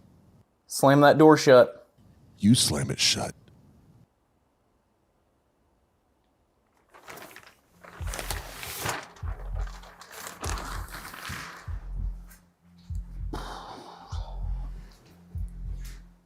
So they are doing construction on this place, you guys, which is only going to add to the activity, I believe. Wait a minute. Hold on. So, and I know you covered this, the whole point of abandonment. I thought, them announcing, saying, hey, we're leaving. And then they do the whole abandonment hour, go have their little dinners and their little drinks. I thought that develops more of the paranormal activity. Now this fucker, Deputy Dave, aka Deputy Screw the Fuck Up, tells us that, the activity of the construction is going to build more of the paranormal. What? Right. But and then if you remember later in the episode, because I brought this up when you and I watched it together. Right. Then later in the episode, then the whole story flips again. Right. It's very similar to Christian apologetics. Oh. Just little alley-oop there, little alley-oop. Idiots. But no, if I were one of these ghosts and all this, if you're there, make this machine or this thing do this. If you're there, tip this thing off the table. If I you're love there, that. close this door. If you're there, open this door. If I were the ghost, I'd be like, bitch, you open the fucking door. I fucking love that. Quit telling me what to do. Right? Right? Quit being lazy. Carrie Ann, the overwhelming activity they're experiencing. Oh, I know, right? It's crazy. Correct. It's straight cray. Like I'm literally about to reconvert back to Christianity because I'm so scared. Like I feel the demonic activity right now. Oh boy. No, better. Become a demonologist. Oh God. Yeah. Ooh, we got to review that one. At least like maybe fuck. That was so good. That dude. It was a Netflix one though, so maybe it would probably get taken down. But what we could do is screen grab it and just chop up that couple's part because the rest of them were not entertaining. True. Yeah. But that motherfucker and his wife had me in stitches. We haven't a side conversation, but before we started watching this YouTube channel, we watched. It's always me. I found this shit. We were watching something on Netflix. I forget what the title was, but it's similar to this paranormal shit. But I won't ruin it. We'll probably display it another time. But There's a demonologist and a sensitive, like legit people that legitly speak to demons, cast them out in the name of Jesus. I cast you out in the name of Jesus. And then you got these other people that feel dark energy and then they get like sick and stuff or whatever. I don't know. Well, but with the couple, yeah, just so everybody knows why we're talking about why we said it's funny. Yeah. So she's a sensitive feeler, and he's a demonologist. I don't know what fucking school you go to get that degree, but he's a demonologist, right? Here's what's fucking funny, and if we can screen grab it and chop it up to where we don't get penalized for showing it, we will. But it's like what is it like? It's like eight episodes in the season, something like that. Yeah, this couple's dealing with demons, right? Possessions, and it's not until the next to last episode that the demonologist deems it necessary to now practice his demonology knowledge. And it's like, it just now hits you. Right. It just now hits you, the demonologist, that maybe you should be the one casting out the demons. That's what you were there for. And the setup is that they had to stay a certain amount of days. So it's not until like the very last night that he actually decides to fucking do his job. Yet he makes this woman do all sorts of bullshit. Oh, she carried this the weight. whole time. She carried all. I'm like, she's the only one doing something. What the fuck is he doing? Oh, now you want to do your job last night. Yeah, his goofy ass would just sit there. Huh? Oh, all the dramatic like looks and turns when she like says something. I feel something at my head. Something's touching me. What's it? Well, I forgot his fucking name. Something's touching me, and he's like, all the fucking dramatic moves. Or he just looked like an idiot. And then cut to black. Oh God. Right. I'm like, I can't with this dude. I think his name was James. I don't fuck. It doesn't matter. Anyways, side note. As Jenna would say, any hoot. Yes. Back to the this comedy. Back to these shenanigans.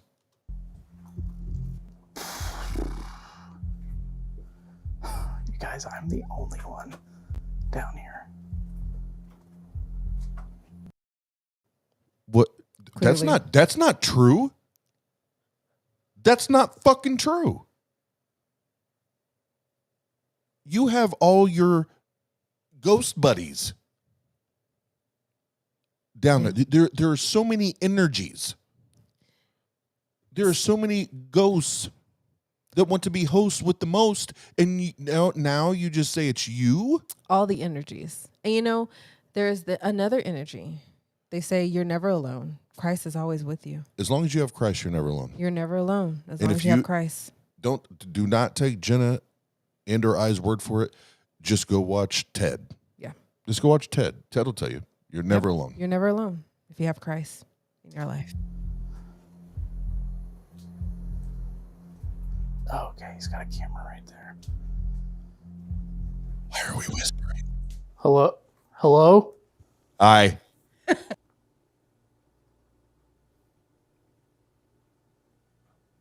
is that? Oh. He's got a device and a rocking chair in there. All right, I'm down here in the morgue. No shit. Makeshift morgue. That Norman Baker brought his victims to, and that's what I'm going to call them, victims. Because he preyed on these poor people.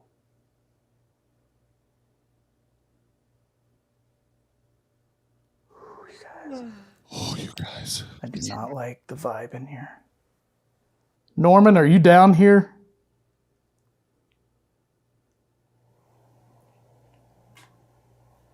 Yes. I just heard something over here. I'm right here, Deputy Just Dave. taking a shit. Norman, I came up here to speak to you about some of the things you've been doing to these patients, some of the things you did. Now, God damn it, what floor is fucking Norman on? They're both talking to Norman? The Norman's How- in the upstairs and the basement, apparently. No, you know what? They must have a what is it they have in the homes that where you can talk like different floors? Oh, like a fuck. You know what I mean? Where it's Yes, like, I do. I can be on one floor, you can be on the. We can Yes. talk through the little Yes, machine thing. yes.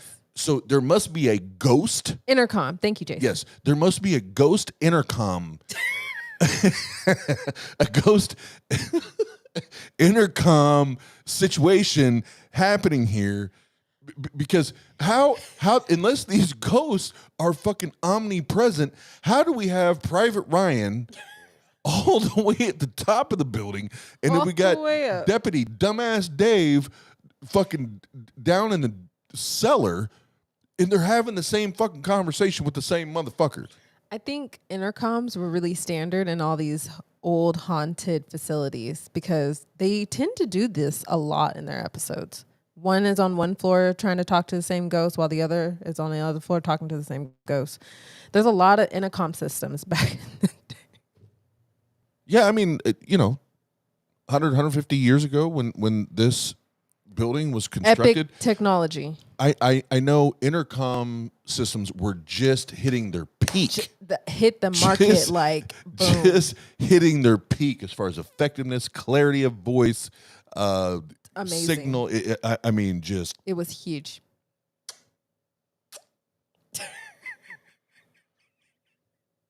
Fuck. And you know what fuels the intercom? The energy. To these patients who were genuinely in need of your help and your care.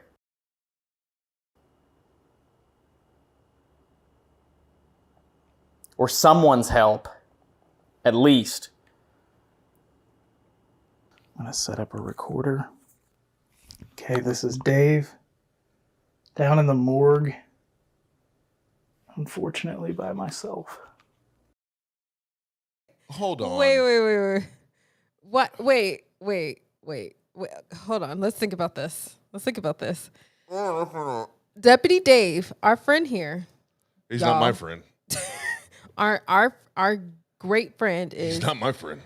is holding a high-tech 4K camera, recording himself. We're getting video and audio. Then this bitch whips out a recorder to also record his audio. Yes. What are we doing? 4K camera What are we doing?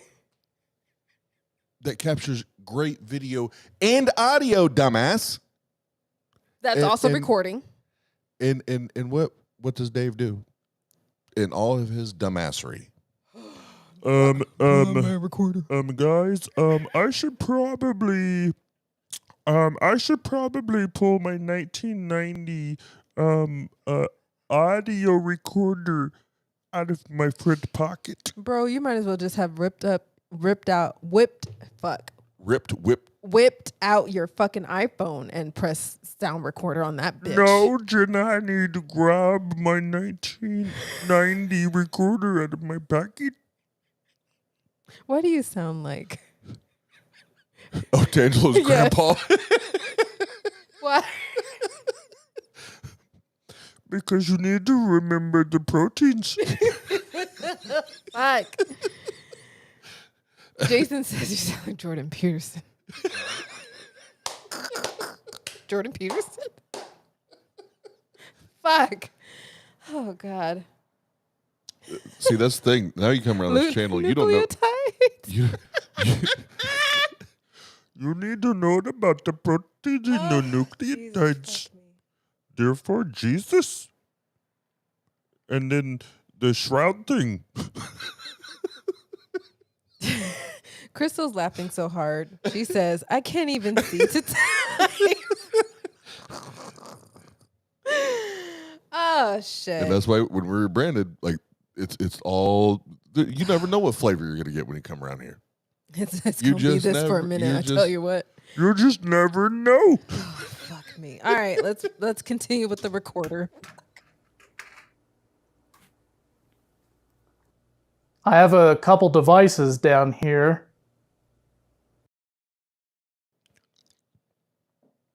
Baby.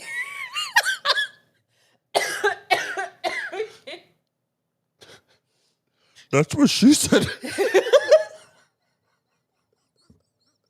There's a red light on the floor, and there's one in that chair in there, and your makeshift cooler that you made.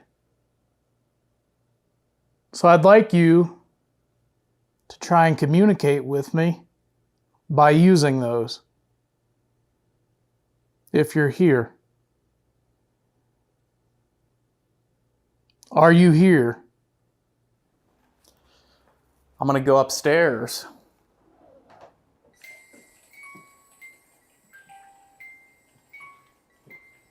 Can you follow me?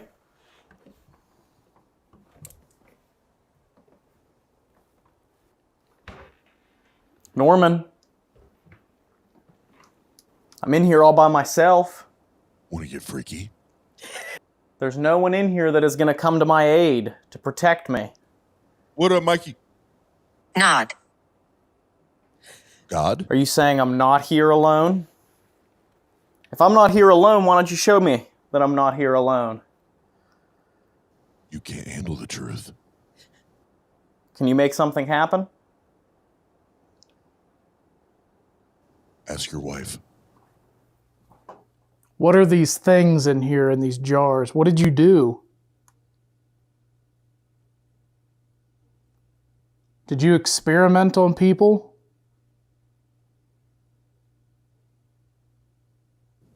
Just like Ryan in the bathtub.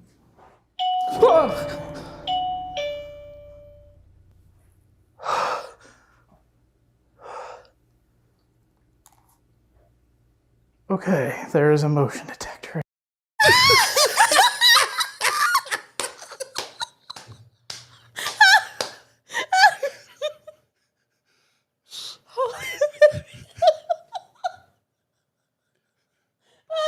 Deputy Dave to the rescue! Oh, fuck me. I forgot about that part. Oh, there's a motion detector there. God damn it.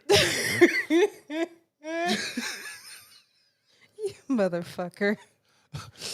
Hey, my bad, dog. I hit my head on the wall. You know. I forgot all the shit I was going to say right now. There was just a motion detector there. I forgot all the shit I was going to say. Just a motion detector. That's all. Y'all don't worry about y'all don't worry. Y'all don't worry about Dave. Y'all don't worry about Dave. This motherfucker has his PhD in paranormal research. Fuck. I forgot all the shit I was going to say. That shit was so funny. Oh God! Oh my! Oh, that was a motion detector. Damn. In here. Deputy Dave to the rescue! Somewhere. Where is it? Oh, it's right there. Wow. There was almost another ghost here.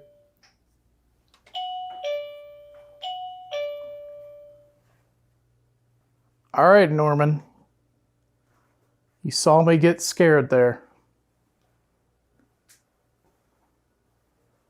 Little bitch. Do you want to come out and try and scare me again? Already did.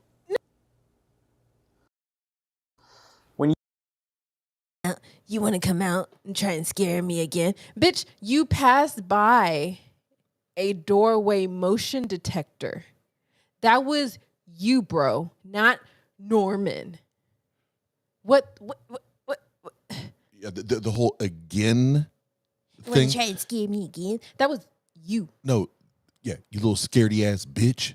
Little scaredy ass bitch. You got scared by a motion detector, just like in the previous episode before, not the one we streamed, but the one before this on your channel. You literally dropped shit and pissed your goddamn pants when you saw your own shadow. Bro. When you saw your own goddamn shadow. I think you probably picked the wrong field to investigate. Probably. More than likely. Definitely. Definitely. And also, no, never. I'm gonna leave it alone. Go ahead. Roll tape. Roll tape. You stayed up here and you lived in this room. Did you ever have any trouble sleeping at night? Your mom does. Did you ever lay here in this bed and wonder how you got into this mess and Your mom does. if you were going to get out of it with your freedom? Your mom does. You know what they call you now, Norman? They call you a charlatan. Your daddy.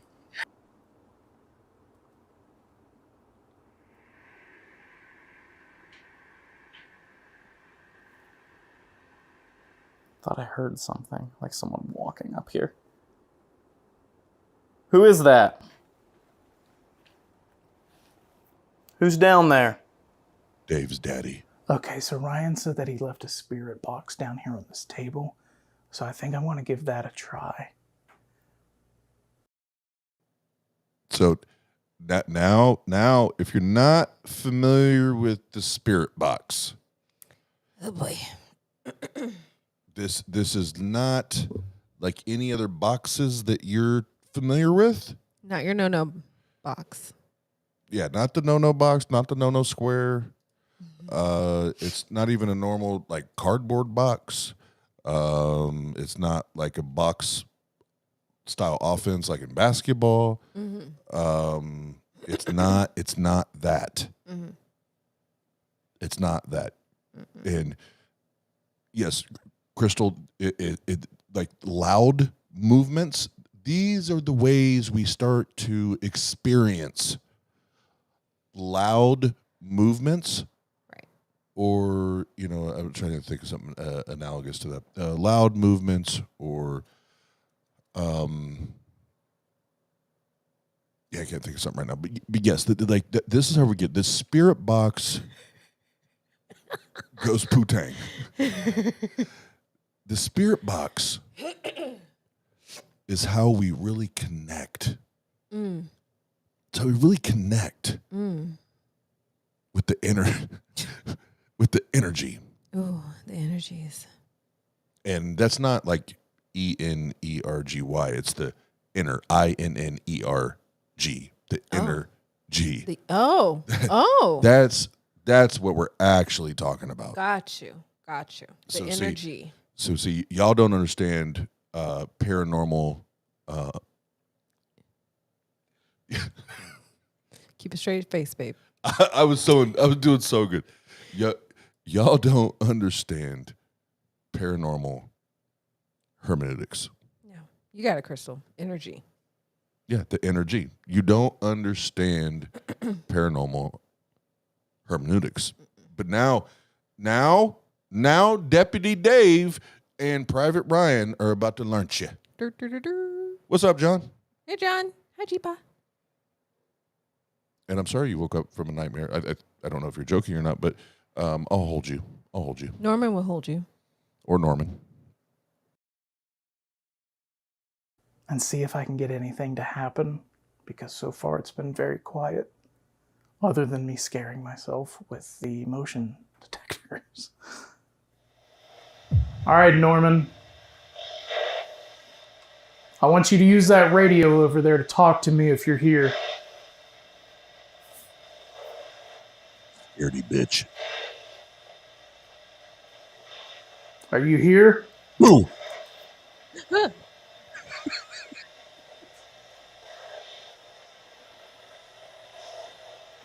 Are you still roaming around this building?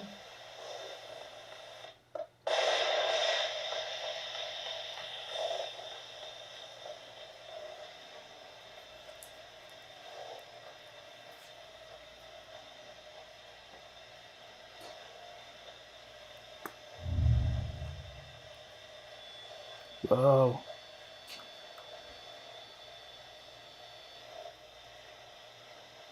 Are you in that room right there? Lights. Flashing. Lights. Can you try and knock that device over? You knock it over, bitch. Push it right off of that chair. Push it. Push it. Push it real good.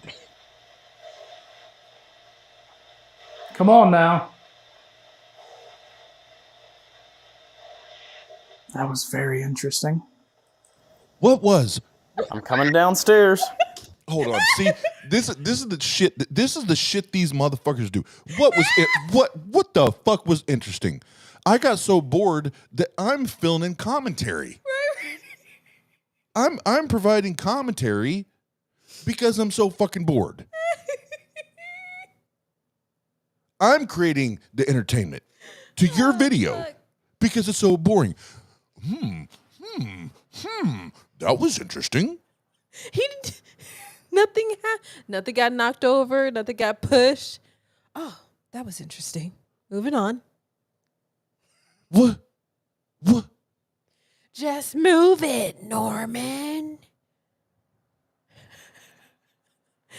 Jason says, instead of Siri's default voice, they should have used the Cartman voice. I agree.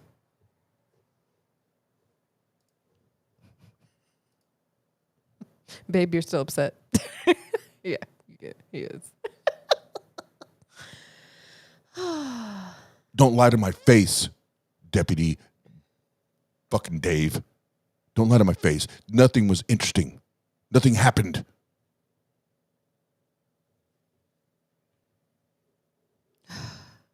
Little bitch. Boo.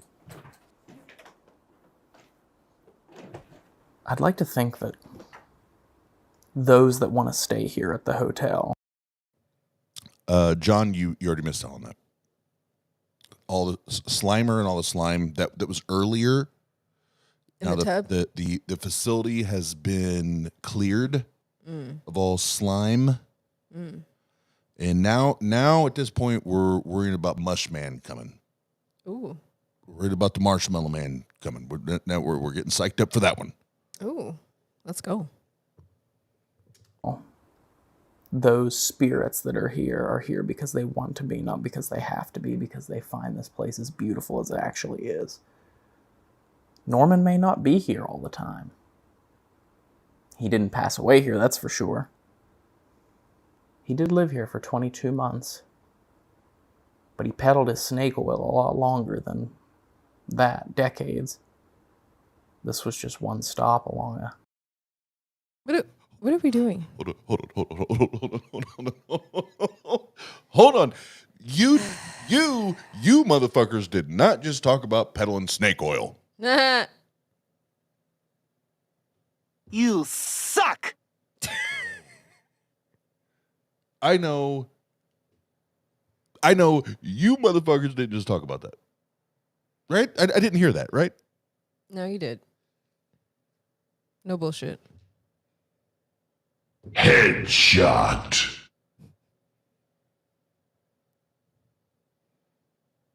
Finish him. Motherfucker, you're peddling snake oil. Just gonna throw that out there. And you're not doing it, but you're not doing it by like the vial. You're peddling it by like the gallon. So that's fucking hilarious. And this is, again, we're all related or connected to theism. Mm-hmm. It's the same fucking shit. Mm-hmm. Like you get people that want something to be real or need something, some type of like emotional connection, whatever. Yep. And you just peddle this shit. And it is as funny as it is for us as skeptics to sit back and be like, y'all are fucking dumbasses. Because they are. And when I say y'all, I'm talking about these two motherfuckers right now. Right. It's still the bad ideas. Yes. It's the bad beliefs. This is where people get fucked up because we can have fun at this, but there's people that actually believe this shit. There's people that actually believe this shit. Just like they believe that there was a Jesus that walked on water and spit on dirt and healed people's blind eyes. So stop it. Like, stay in your lane. Stay in your lane, bro. Please. Stay in your lane. Because when you start bringing up snake oil, you're doing the same shit, Same homie. bullshit, just a different time. You're doing the same shit, homie. Meanwhile, just so you know, you need to get a real business partner because your boy Deputy Dan or Deputy Dave, he's scared. Scurry. He's scared. Scurry. So you need a better partner. Tour of destruction that he did. Is this someone else? Is this someone who stays here because they want to be here? You're more than welcome to Alexandre. Alexandre. Well, thank you for telling me. Front. What the God damn it? Why is the only time we get any type of evidence or actually interaction, it's fucking Siri? Why is Siri the only person talking? Seriously, why don't they just keep GhostTube on the whole time? That's like the best device they have. Instead of the or touch that light or knock that light over. Well, and that's when you were in the shower. That's I said that. It was like just like at this point you're oh shit, I'm dead. I heard you. Like all that, like that's archaic at this Right. point. Throw that shit in the fucking garbage and keep GhostTube on because at least Siri's dependable. We can rely upon Siri. Thank you, Siri. Siri, thank you.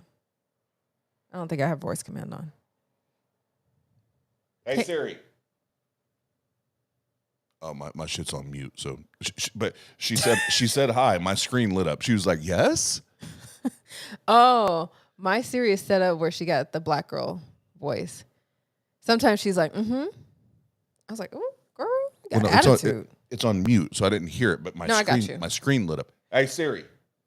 No, I got the black girl Siri. Yeah, see, it's even ghetto where it's like, "Hey Siri." And she's like, "What up, dog?" Oh shit. What up, dog? That's legit. I got black girl Siri. She's like, Yeah, she heard her name again. Say my name, say my name. Front. If your name's Alexandre, thank you for telling me your name. I'm gonna have to be leaving here soon. Bribed.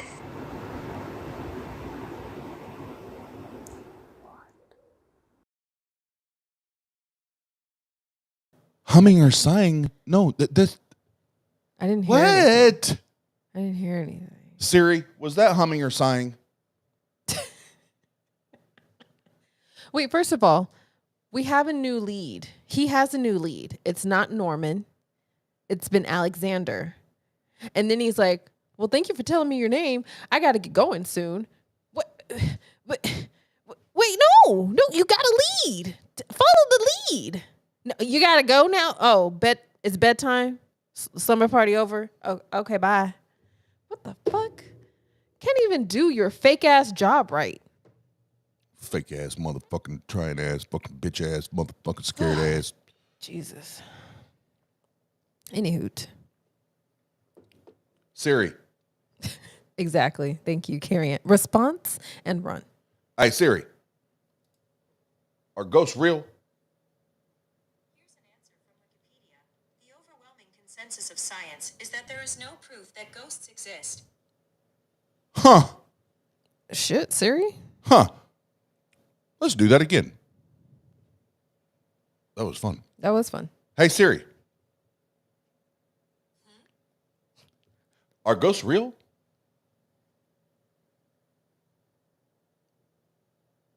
Are ghosts real? I want you to talk. You want me to do mine? I'll do yours. Ooh. Ooh, that's what she said. Jesus. You got knocked the fuck out, man. Hey, Siri. Do ghosts exist? What? Now all of a sudden you don't want to talk? Now you're going to be bashful? Well, apparently Siri has been a little selective with us. Siri's like, fuck you, dog. You don't put me on the spot. Hey, Siri. My shit don't work. See? That's racist, Siri. You ain't talking to me right now. All right, whatever. All right, back to the video.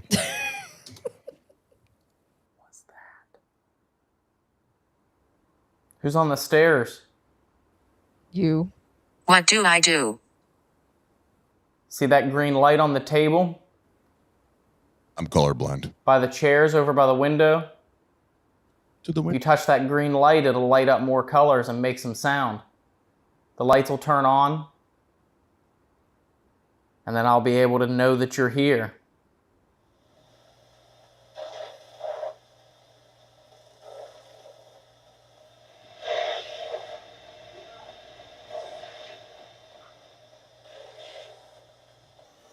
Yeah.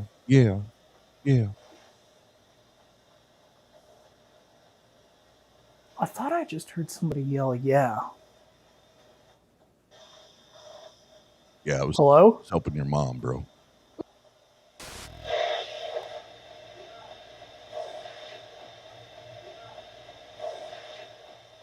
Just saying. Guys, this is the weirdest feeling. Being down here where such weird things happen. I'm going to turn this off. Oh, Deputy Dave, do you have the illy willy? As nothing is coming through. It's not what your mom said.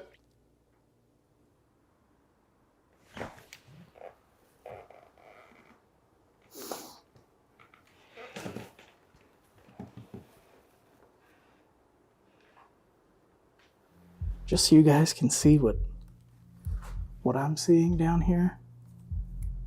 That's it. That's it. Your mom definitely said that. There's this one little light on down here because they can't get it to go off, but other than that, it is pitch black down here.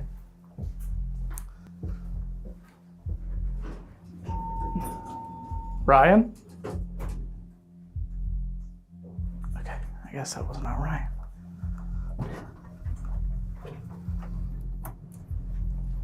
All right, guys, I'm going to cut this here.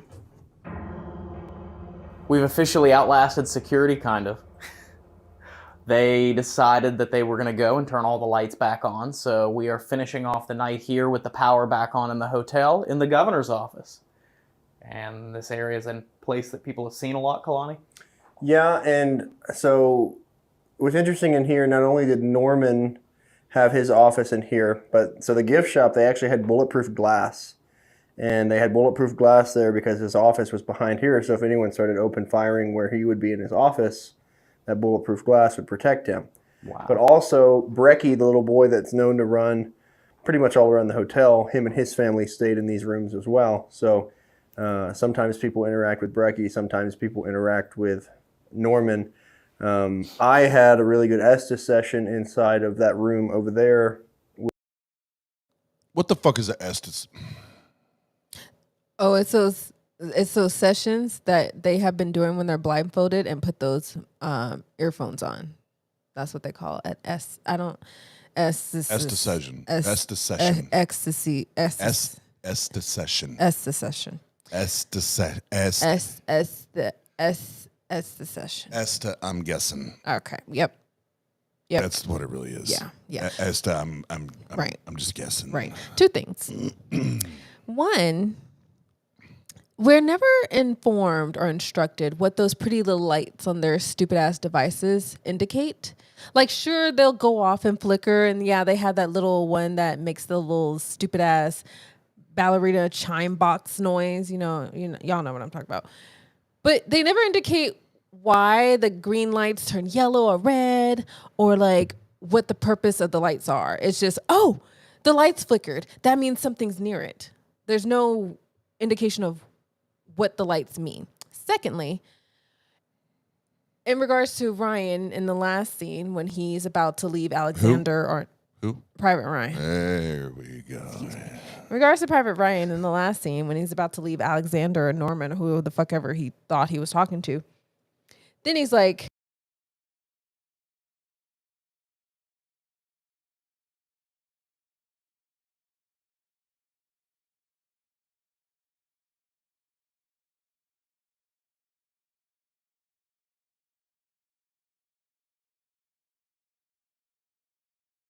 why would he have to? I just said hi, bitch. I just told you my name. My name is Alexandre, homie. Why I gotta go all the way to this fucking table at the end of the room and test some fucking lights when I just told you what the fuck my name was? What? We're not even making common sense here, right? Am I wrong? Am I wrong, folks? No. No, you're not. Apparently, you're unmuted. No, you were muted for like. Oh, because you muted yours. Okay. 4 seconds while I was coughing. Gotcha. And it muted you. But guess who's back? Back again. But yeah. Yeah, it's like, do you really need, like, if you actually know it's not Siri and you're let the bodies at the floor, like, you're not like making this shit up. If you know that the voices that you're recording are actually from Ghost, do you really need them to go over like, oh, would you push the little thing off the table? Would you just knock on that little light? Would you look at it? Just look at it. Just look at it. All you got to do is look at it. When people come around, just tell them, just look at it. Just look at it. But no, if you are actually, you can verify that you're recording the voices of ghosts. Why the goddamn motherfucking shit do you need them to shut a door? Duh. Or open a door? Duh. That's all the evidence I would need. But now, since these two fucking knuckleheads, paranormal waste of space, can't get the job done, now we got Bray Wyatt from the WWF that's getting ready to come in and now try to double down and save the day. He doesn't. He don't do shit. It's another 20 minutes of nothing burger.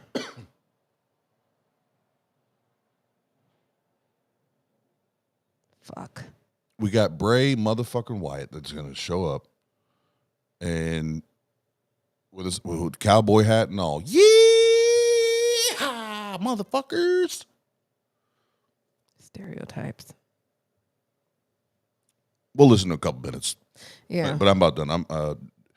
Jenna started a new job tomorrow. Yay. And I got to get some shit ready because I have... I was about to say prom. I did prom last week or whatever it was. I have like a 4-hour fucking wedding thing to DJ on Friday. Yeah. Friday? Yeah, Friday night. God, as a DJ, you already know when they schedule that shit for a Friday night. It's about to go down. It's about to be litty titty. Like my titties. And my titties. With what I thought to be Brecky and his family, because they were like calling him in for dinner. So it can be really active in here. I've slept in this room a few times. Slept really well, but first time I've actually not had my stuff everywhere to investigate it. So well, we'll see how it goes. Let's see how it goes, gentlemen. Lights off. Lights off. Lights off. We got Obelisk going. What'd it say? Steven? Is there a Steven? See, this is when we get this far into it, like in the particular episodes, we get this far into a specific location. Mm-hmm. Why Why do all of the ghost voices sound like digital, like Siri or like computer fucking digital fucking video game fucking whatever? David, how are you this evening? Turn right on Coliseum Boulevard. Like, why do we talk like a robot? I have my theory. Because they're utilizing these weird ass radio frequency voice box thingies. I think they're just channeling like old talk show radio shows. And just sporadically at certain moments, a voice comes through and they think it's a ghost when it's actually maybe they're channeling a radio station signal. That's my theory. Boom. What solved. it sounds like to me, and because I used to use this all the time when either when I owned the Verizon stores that I owned back in the day, or even when I was sales director at Ashley. If someone came in and English was not their primary language, I used Google Translate all the fucking time. All the fucking time. That's what it sounds like to me. Because like when I would tell Google Translate what I was trying to say and it would spit it out, I was like, yeah, that was very robotic. I mean, you got the point across, but it was, oh, that sofa comes in 3 colors, and here are the dimensions. And it's like, yeah, I don't fucking believe you. Right. That's I don't imagine ghosts that are actually, if they're actually there and they have all the energies that they're talking like Google fucking Translate.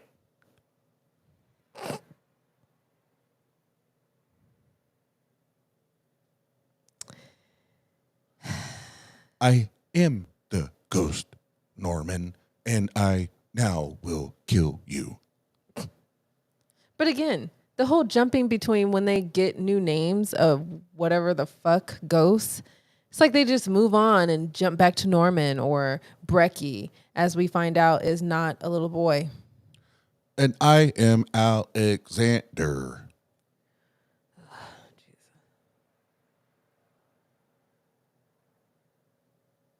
Anywho, let's continue because I'm about done with this. As Jenna would say, samesies. Ow. What are you doing over there? What just happened? I'm old and my back twinged, so I bent forward and then my back hit the bar and twinged again. I got a perfect shot of that one. Remember when we were at Brushy and you almost ate it walking off the sidewalk? We are going to do the hostage shooting area because it's an area that no one has investigated tonight, and it is in a very...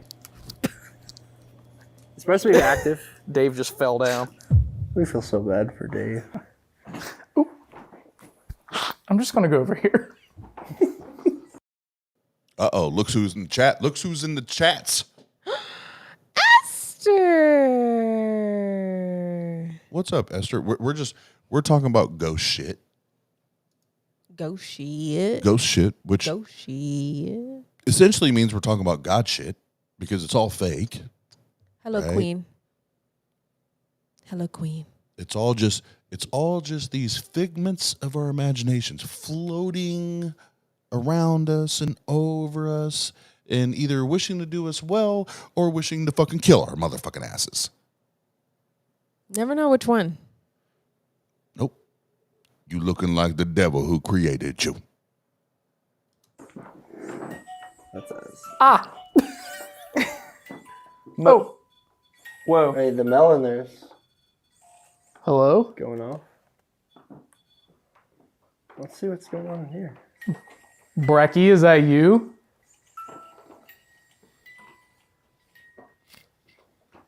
Where the fuck is Alexandre? What happened to Steven? Hold on. We moved on. Where is We All right, Brecky. We brought all these toys for you.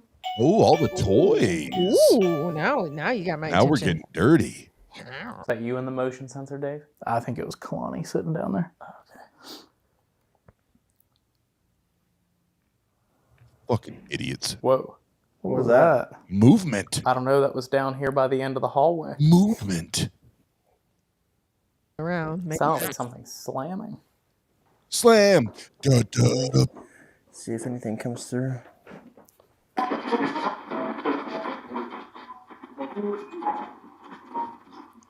Brecky, is there anyone? God damn it. I'm God, done. I'm done too. I'm done. I'm done. We're- okay.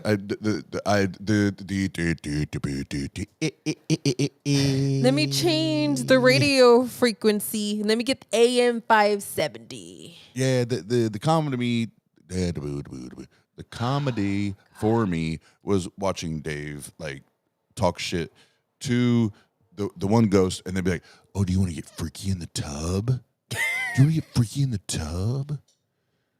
In the other moments where they separate themselves on other complete different sides of the building, but they're talking to the same goddamn motherfucking ghost. Because I guess ghosts are omnipresent just like God would be, right? Sure. So all that shit's comedy to me. Comedy.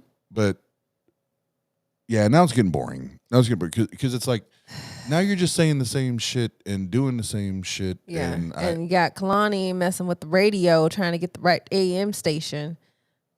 Bitch. Jesus fucking.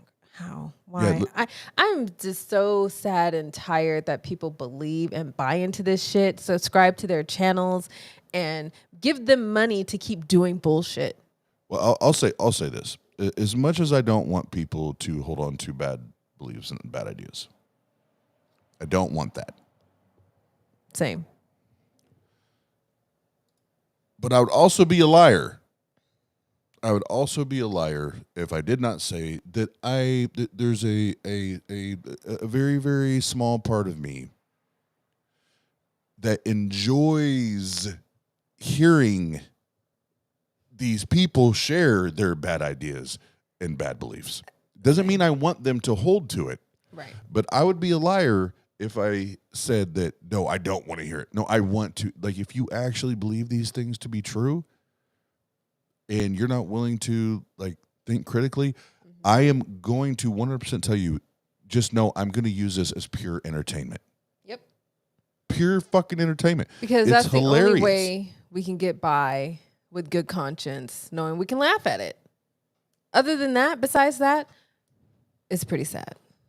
Yeah, and when people say, I'm not laughing at you, I'm laughing with you. No, if we're laughing at you hang on to this shit, I'm telling you right now. I'm not laughing with you. I am fucking laughing at you. At you. At you. And yeah, sleep well, John. Yeah, absolutely. And Esther, unfortunately, no, we have not found any evidence for a ghost, just like we don't find any evidence for a God or a Jesus or a Muhammad or an Allah. But with Ghost Tube, we're a little bit closer. No, we're not. Okay. No, that shit's made up. All right. But I do agree with you. We do have evidence of this, Esther. Jenna does look stunning and amazing and beautiful. We do have that evidence. I'm blushing. Thank you. We do have that evidence. That's not a ghost, Wayne. That's my wig. It's definitely a ghost. It's my lavender wig. Ah, wig!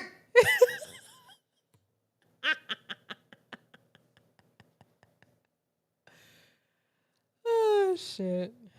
So I feel like to leave the ghost shit behind, I feel like we should close the stream with why well, this is the first time anybody on the stream has heard me say that, but why I do that all the time. Oh, wig! Oh, God. Really? It's comedy. It is. If y'all don't know, because if you randomly see me with black hair or now kind of this chestnut brownish hair that I'm trying to rock with, apparently, or purple or lavender. No, I just don't dye my hair every night. I do wear weaves and or wigs, mainly wigs. But yes, go ahead, babe. Oh no, you shared it. It's your mom. No, it's better. You do a better job, honestly. You do it. You have to. You caught me right in the middle of lighting a cigarette. Take your time. So, when I met the family, and I'm not talking about the movie like Meet Your Parents and shit. Like when I met the family, I met Jenna's mom and her sister.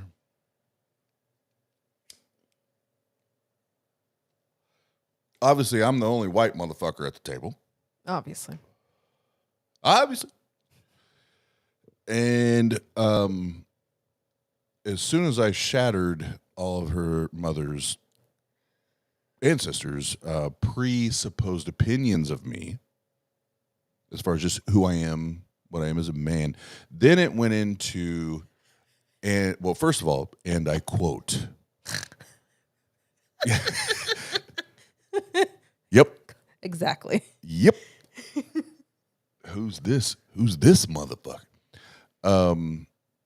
Then it went into, and I quote this part. This was the lead in on this part of the conversation.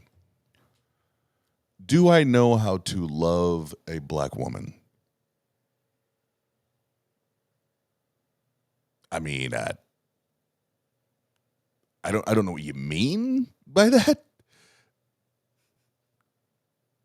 But I'm crazy in love with your daughter, if that's what you're asking me. So because that's a very like there's a lot of traps there. It's a trap question. Yeah. So I answered it as exact as I could but also keeping it broad. But then they want to, because they haven't found a way to shit on me and to attack me. Then they bring up, wigs and hair and, things that are different that a black woman does than a white woman does. Them not understanding that I've not only just been with white women. Right. It's not like this like huge culture shock where it's like, oh, wigs. So that's where that comes from. It is like her mom and or sister like thought I was gonna be terrified of a wig or terrified. I don't remember the other things they brought up now. But so now the running joke here at our house is if a new she Buying orders a new hairpiece. Yeah. She orders something that comes in, or something's being washed, or whatever. Like playfully, we laugh together. But I'm like, oh, wig, because I guess as a white dude, he's supposed to be confused and scared and not understanding of what the fuck is going on with my hair. Yeah, it's yeah, Esther, I still don't understand the point in that question. Like, how do you love a black? I love her the way I know how to love her and show her that I love her. That's what I do. That's and she does the same thing, right? Yes. But then I kind of had a better understanding or interpretation of what her mom was trying to do, not say, trying to do. Yes. Clearly spelled out here. Can you respect her for the African goddess she is, you white devil? Yeah, it was basically. Very basic. Yeah, basically. Yep.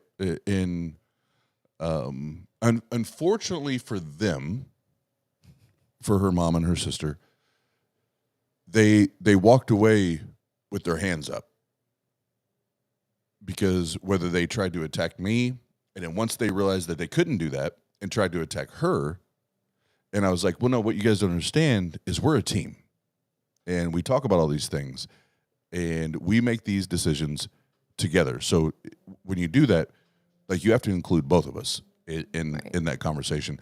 Then they're even more like, what the fuck do I do? What do we say to that? What do I do? What do I do with this shit? What do I do with this shit? But the whole point was the wig. There's a wig. Like that. That's where that came from. It's like I'm supposed to be as a white guy. As a white guy, I'm supposed to be like. Well, I'll go back to the comment. It's a ghost. It's a wig.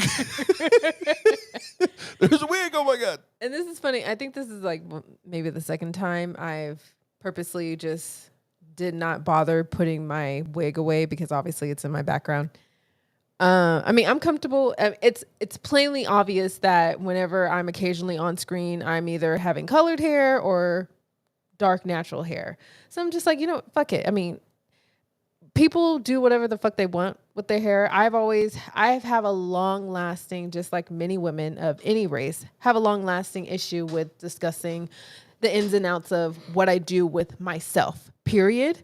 But more focused on hair. For Black women, for whatever fucking reason, and I'm sure Esther, you understand, or any other Black woman out there, hair is like just a phantom subject. It's a hot and hard topic to talk about. Because if we have long flowing hair, obviously our natural roots don't indicate that we have natural roots like this.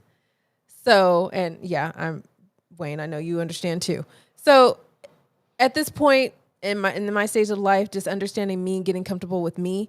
And it's so funny because often I tell Oz, and when it's like my weekend and I'm not expected to go to work the next day, I put on my purple hair and I feel more naturally myself than I do with natural colored hair. So it's all of an indication of how you express yourself. And at this point, I'm just like, fuck it. People know. It's not a huge secret. That's just where my wig rests is right now. Okay? So whatever. Well, after that conversation, because... Me too, girl. Me too. Because her sister said it to her privately, but then tried to... She didn't quite have the courage that their mom did to say some of these things, but tried to allude to, certain ideas or whatever. And like, does he know, does he understand, like, you wearing a wig, like, that underneath the wig you might have short hair? Does he understand it? Does he know that? And after the conversation, when we got back home to Fort Wayne, I asked her if I could show her a picture. And I said, I'm only showing you this so you can, the best you can, understand that what they think about me is so off base and so irrelevant to how I actually feel, view, or see you. Is I showed her a picture of a Black woman that I dated way before I met her that wore her hair like natural, but like super short. And I was like, I just want you to know, like, those things, as much as they wanted to highlight those things and make it like that's like the length of your hair or how you wear your hair is some point of importance or that it carries some type of weight on how I feel about you, how I love you, how I care about you, how I treat you. Like I'm not showing you this to show you, look, I dated this woman. It's because those things don't matter to me. Mm-hmm. And that's so crazy. And I'm sorry, this is all just to create or give a description of a joke that we mutually have, but now it turned into a deep thing. And I'll just say this and we can... Wigs! We can end the stream and move on. But just today, actually, now that you said that, because I was trying to be cute with my mom and my sister. We share a group chat, a text group chat. And... on iPhones, you have those little face emojis. So I was trying to be cute. Now I try to recreate my face emoji or whatever. And I sent it to them. Just to be funny or whatever. Just say hi. And then automatically, I'll fucking read the text. It's even better if I just read what the fuck they said. Un momento. Okay. So this is so I recreated the emoji, trying to make it look like my natural, normal self in regards to how they see me. My first message from my mom is new hair ? And then my sister's like, LOL, your new look is scary. I'm tripling over here. LOL. So funny. Oh, and also commented on my complexion of my animated character. Wow. Saying, your complexion is not that deep, by the way. There ain't no sun out there in Indiana, LOL. And then saying from my mom, not a bad job, but I like how just lightened up. But no, not a bad job. I like her. Just lighten her up a tad. Also, and saying, will you be wearing long hair again? I'm like, God, I'm getting more criticism from my black family than I have ever, and I've never gotten criticism from my white ass boyfriend. And I got a white ass. That ass is white. I love it too. You slap it, it's delicious. Okay. Sorry, sidetrack. When I was, and I'll say this, a few weeks back in April, early April, I went to DC, and it was the first time in 4 months I've seen my mom and my sister. We took a trip for my mom's birthday, and I wore my natural hair short, but they're used to me having really long hair, like to my ass. Like I've worn my hair really long for a long time, but you know, you want to change up, you want to look different, new look, new you, fuck. But they criticized the fact that my hair was just barely shoulder length and wasn't long like this. And that's why my mother mentioned, so will you be wearing your long hair again? As if to say, I prefer you this way. Isn't that, and it's funny, but it's not funny. Well, I want to do a stream on this, to be honest. I was just saying, so big thing flying Wayne said it. We should do a stream on this because there's the Esther, you in? I know you are. I got you. There's there's the leaving faith part of it. Yeah. Right. And you and I both have done both individually and collectively have helped each other through parts of that. But then there's the residue. Right. There's the residue that lingers, not because we want to hold on to it or we have any desire to cling to it, but they're a constant reminder of the expectations, right? And the whether it's from a religious context or whether it's a cultural context or whether it's just I raised you this way. I expect you to appear this way. I expect for your cartoon character to not be so darkly complected. You're not that dark. Lighten up a tad. And think about, and I'm not talking about you, just all of us. Think about that for a second. Whether it's Jenna's family, my family, or anyone watching, listening now or later, if you get this far into the stream later, think about that. An emoji. Didn't send a selfie, an emoji. An emoji. We're critiquing an emoji on skin complexion, length of hair, and whatever else that they can pick apart, right? Like that is so irrational. That is so irrational.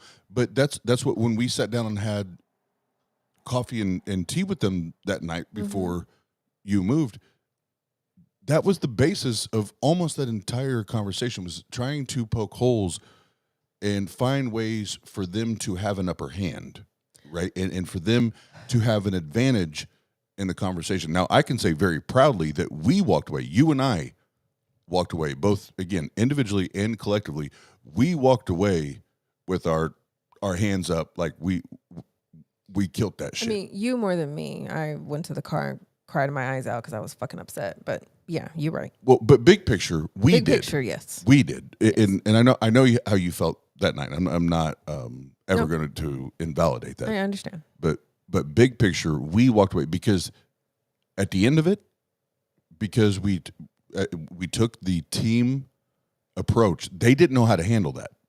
They did not know how to handle the fact that you had a man, whether I'm white, black, whatever, that I said, no, you don't get to isolate her and attack her we do this together. We're a team. We do this.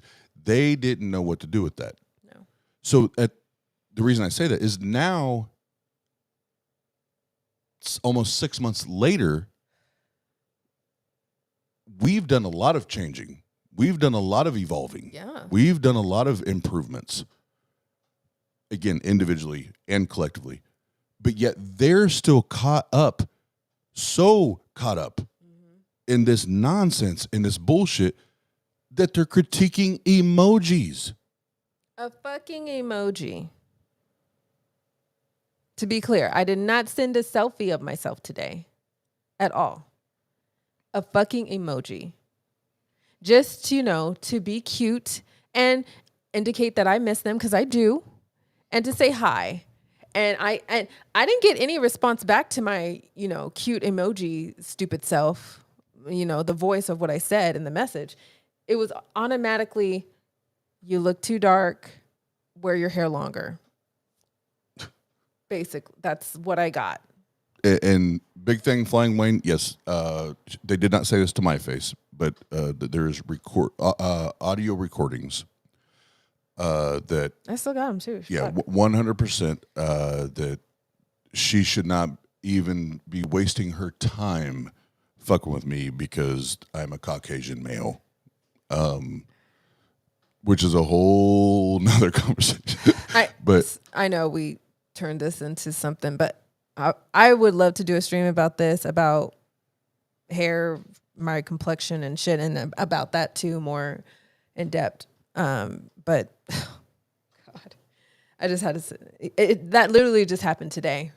This is funny. Any hoot. Yep, and I know you have to work, so no, we will. We'll play in a stream and we'll chop all this up. And y'all know Jen and I. We ain't afraid to talk about shit. So nah, not out. Yeah, it's. And thank you, Wayne. I saw your comments about your woman. That's fucking legit, and I'm glad. And it's very rare. And I'm, forgive me because I don't really know you, Wayne. I've never really seen you, but I'm gonna assume you're a black man. Just because I know you through Jay. But that's racist. That sounded racist. I did say forgive me. Any hoot. My point is, it's very rare that, and it's so ironic that my mom would say those things about a white man, that a black man would even accept how women do their hair and be about wigs and weaves and things like that, because a lot of black men want to be, you should be natural, don't be like the white woman, or all the, anyway, that's tangent. I'm just gonna leave it there, but all I want to say is I respect what you said. Thank you. And also her mom dated a white man. That was in the 70s, I think. Also her mom dated a white man. It's very true. Kill Whitey. Kill Whitey. Now no, I saw. Take the shit I forgot. No, because and I actually appreciate the comment because it reminded me. Wayne said you can't hate every whitey, and I was like, oh my god, that reminds me, Black Sheep with Chris Farley, and he gets up on the stage, he's like, kill whitey, and the whole crowd goes silent. The whole crowd goes silent. So that's what I see. I can have fun with that shit. It doesn't bother me. That shit doesn't bother me. Yeah. Fuck you, YouTube. Anywho, enjoyed y'all. This was fun. Funsies.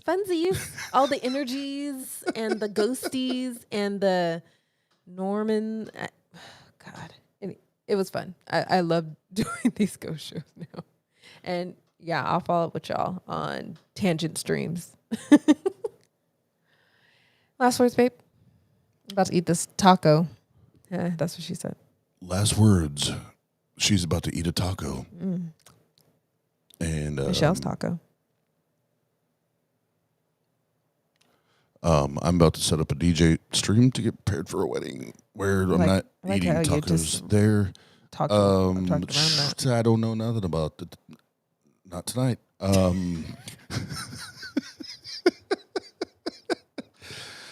Wow, that escalated quickly. So yeah, we'll do that. Sounds good. Are you doing the outro or am I doing it? I'm doing the outro. Love y'all. Appreciate y'all. Bye. Kill Whitey. All I have in this world is my balls and my word, and I don't break them for no one. You understand? You need people like me so you can point your fucking fingers. I am the prodigy, probably. An oddity, commodity to fuck up your psychology. I honestly, possibly, constantly body these fucking wannabes. I am the novelty, fulfillment of the prophecy. I am apostasy's atrocity, demonstrably an anomaly. Just check the verbosity of my anthology. What you want, I do this shit unconsciously. I told you after Devil's Night, I'm coming down swinging, hit them with that boom, and keep their heads ringing. Boom, I told you what I do. I told you what I do. Boom, I told you what I do. I told you what I do. Boom, I told you what I do. I told you what I do. Boom, I told you what I do. But you sleep, I told you what I do. What if I just switch the flow, let the pieces fall, call it domino. I kill in force, Idaho, you the hoe.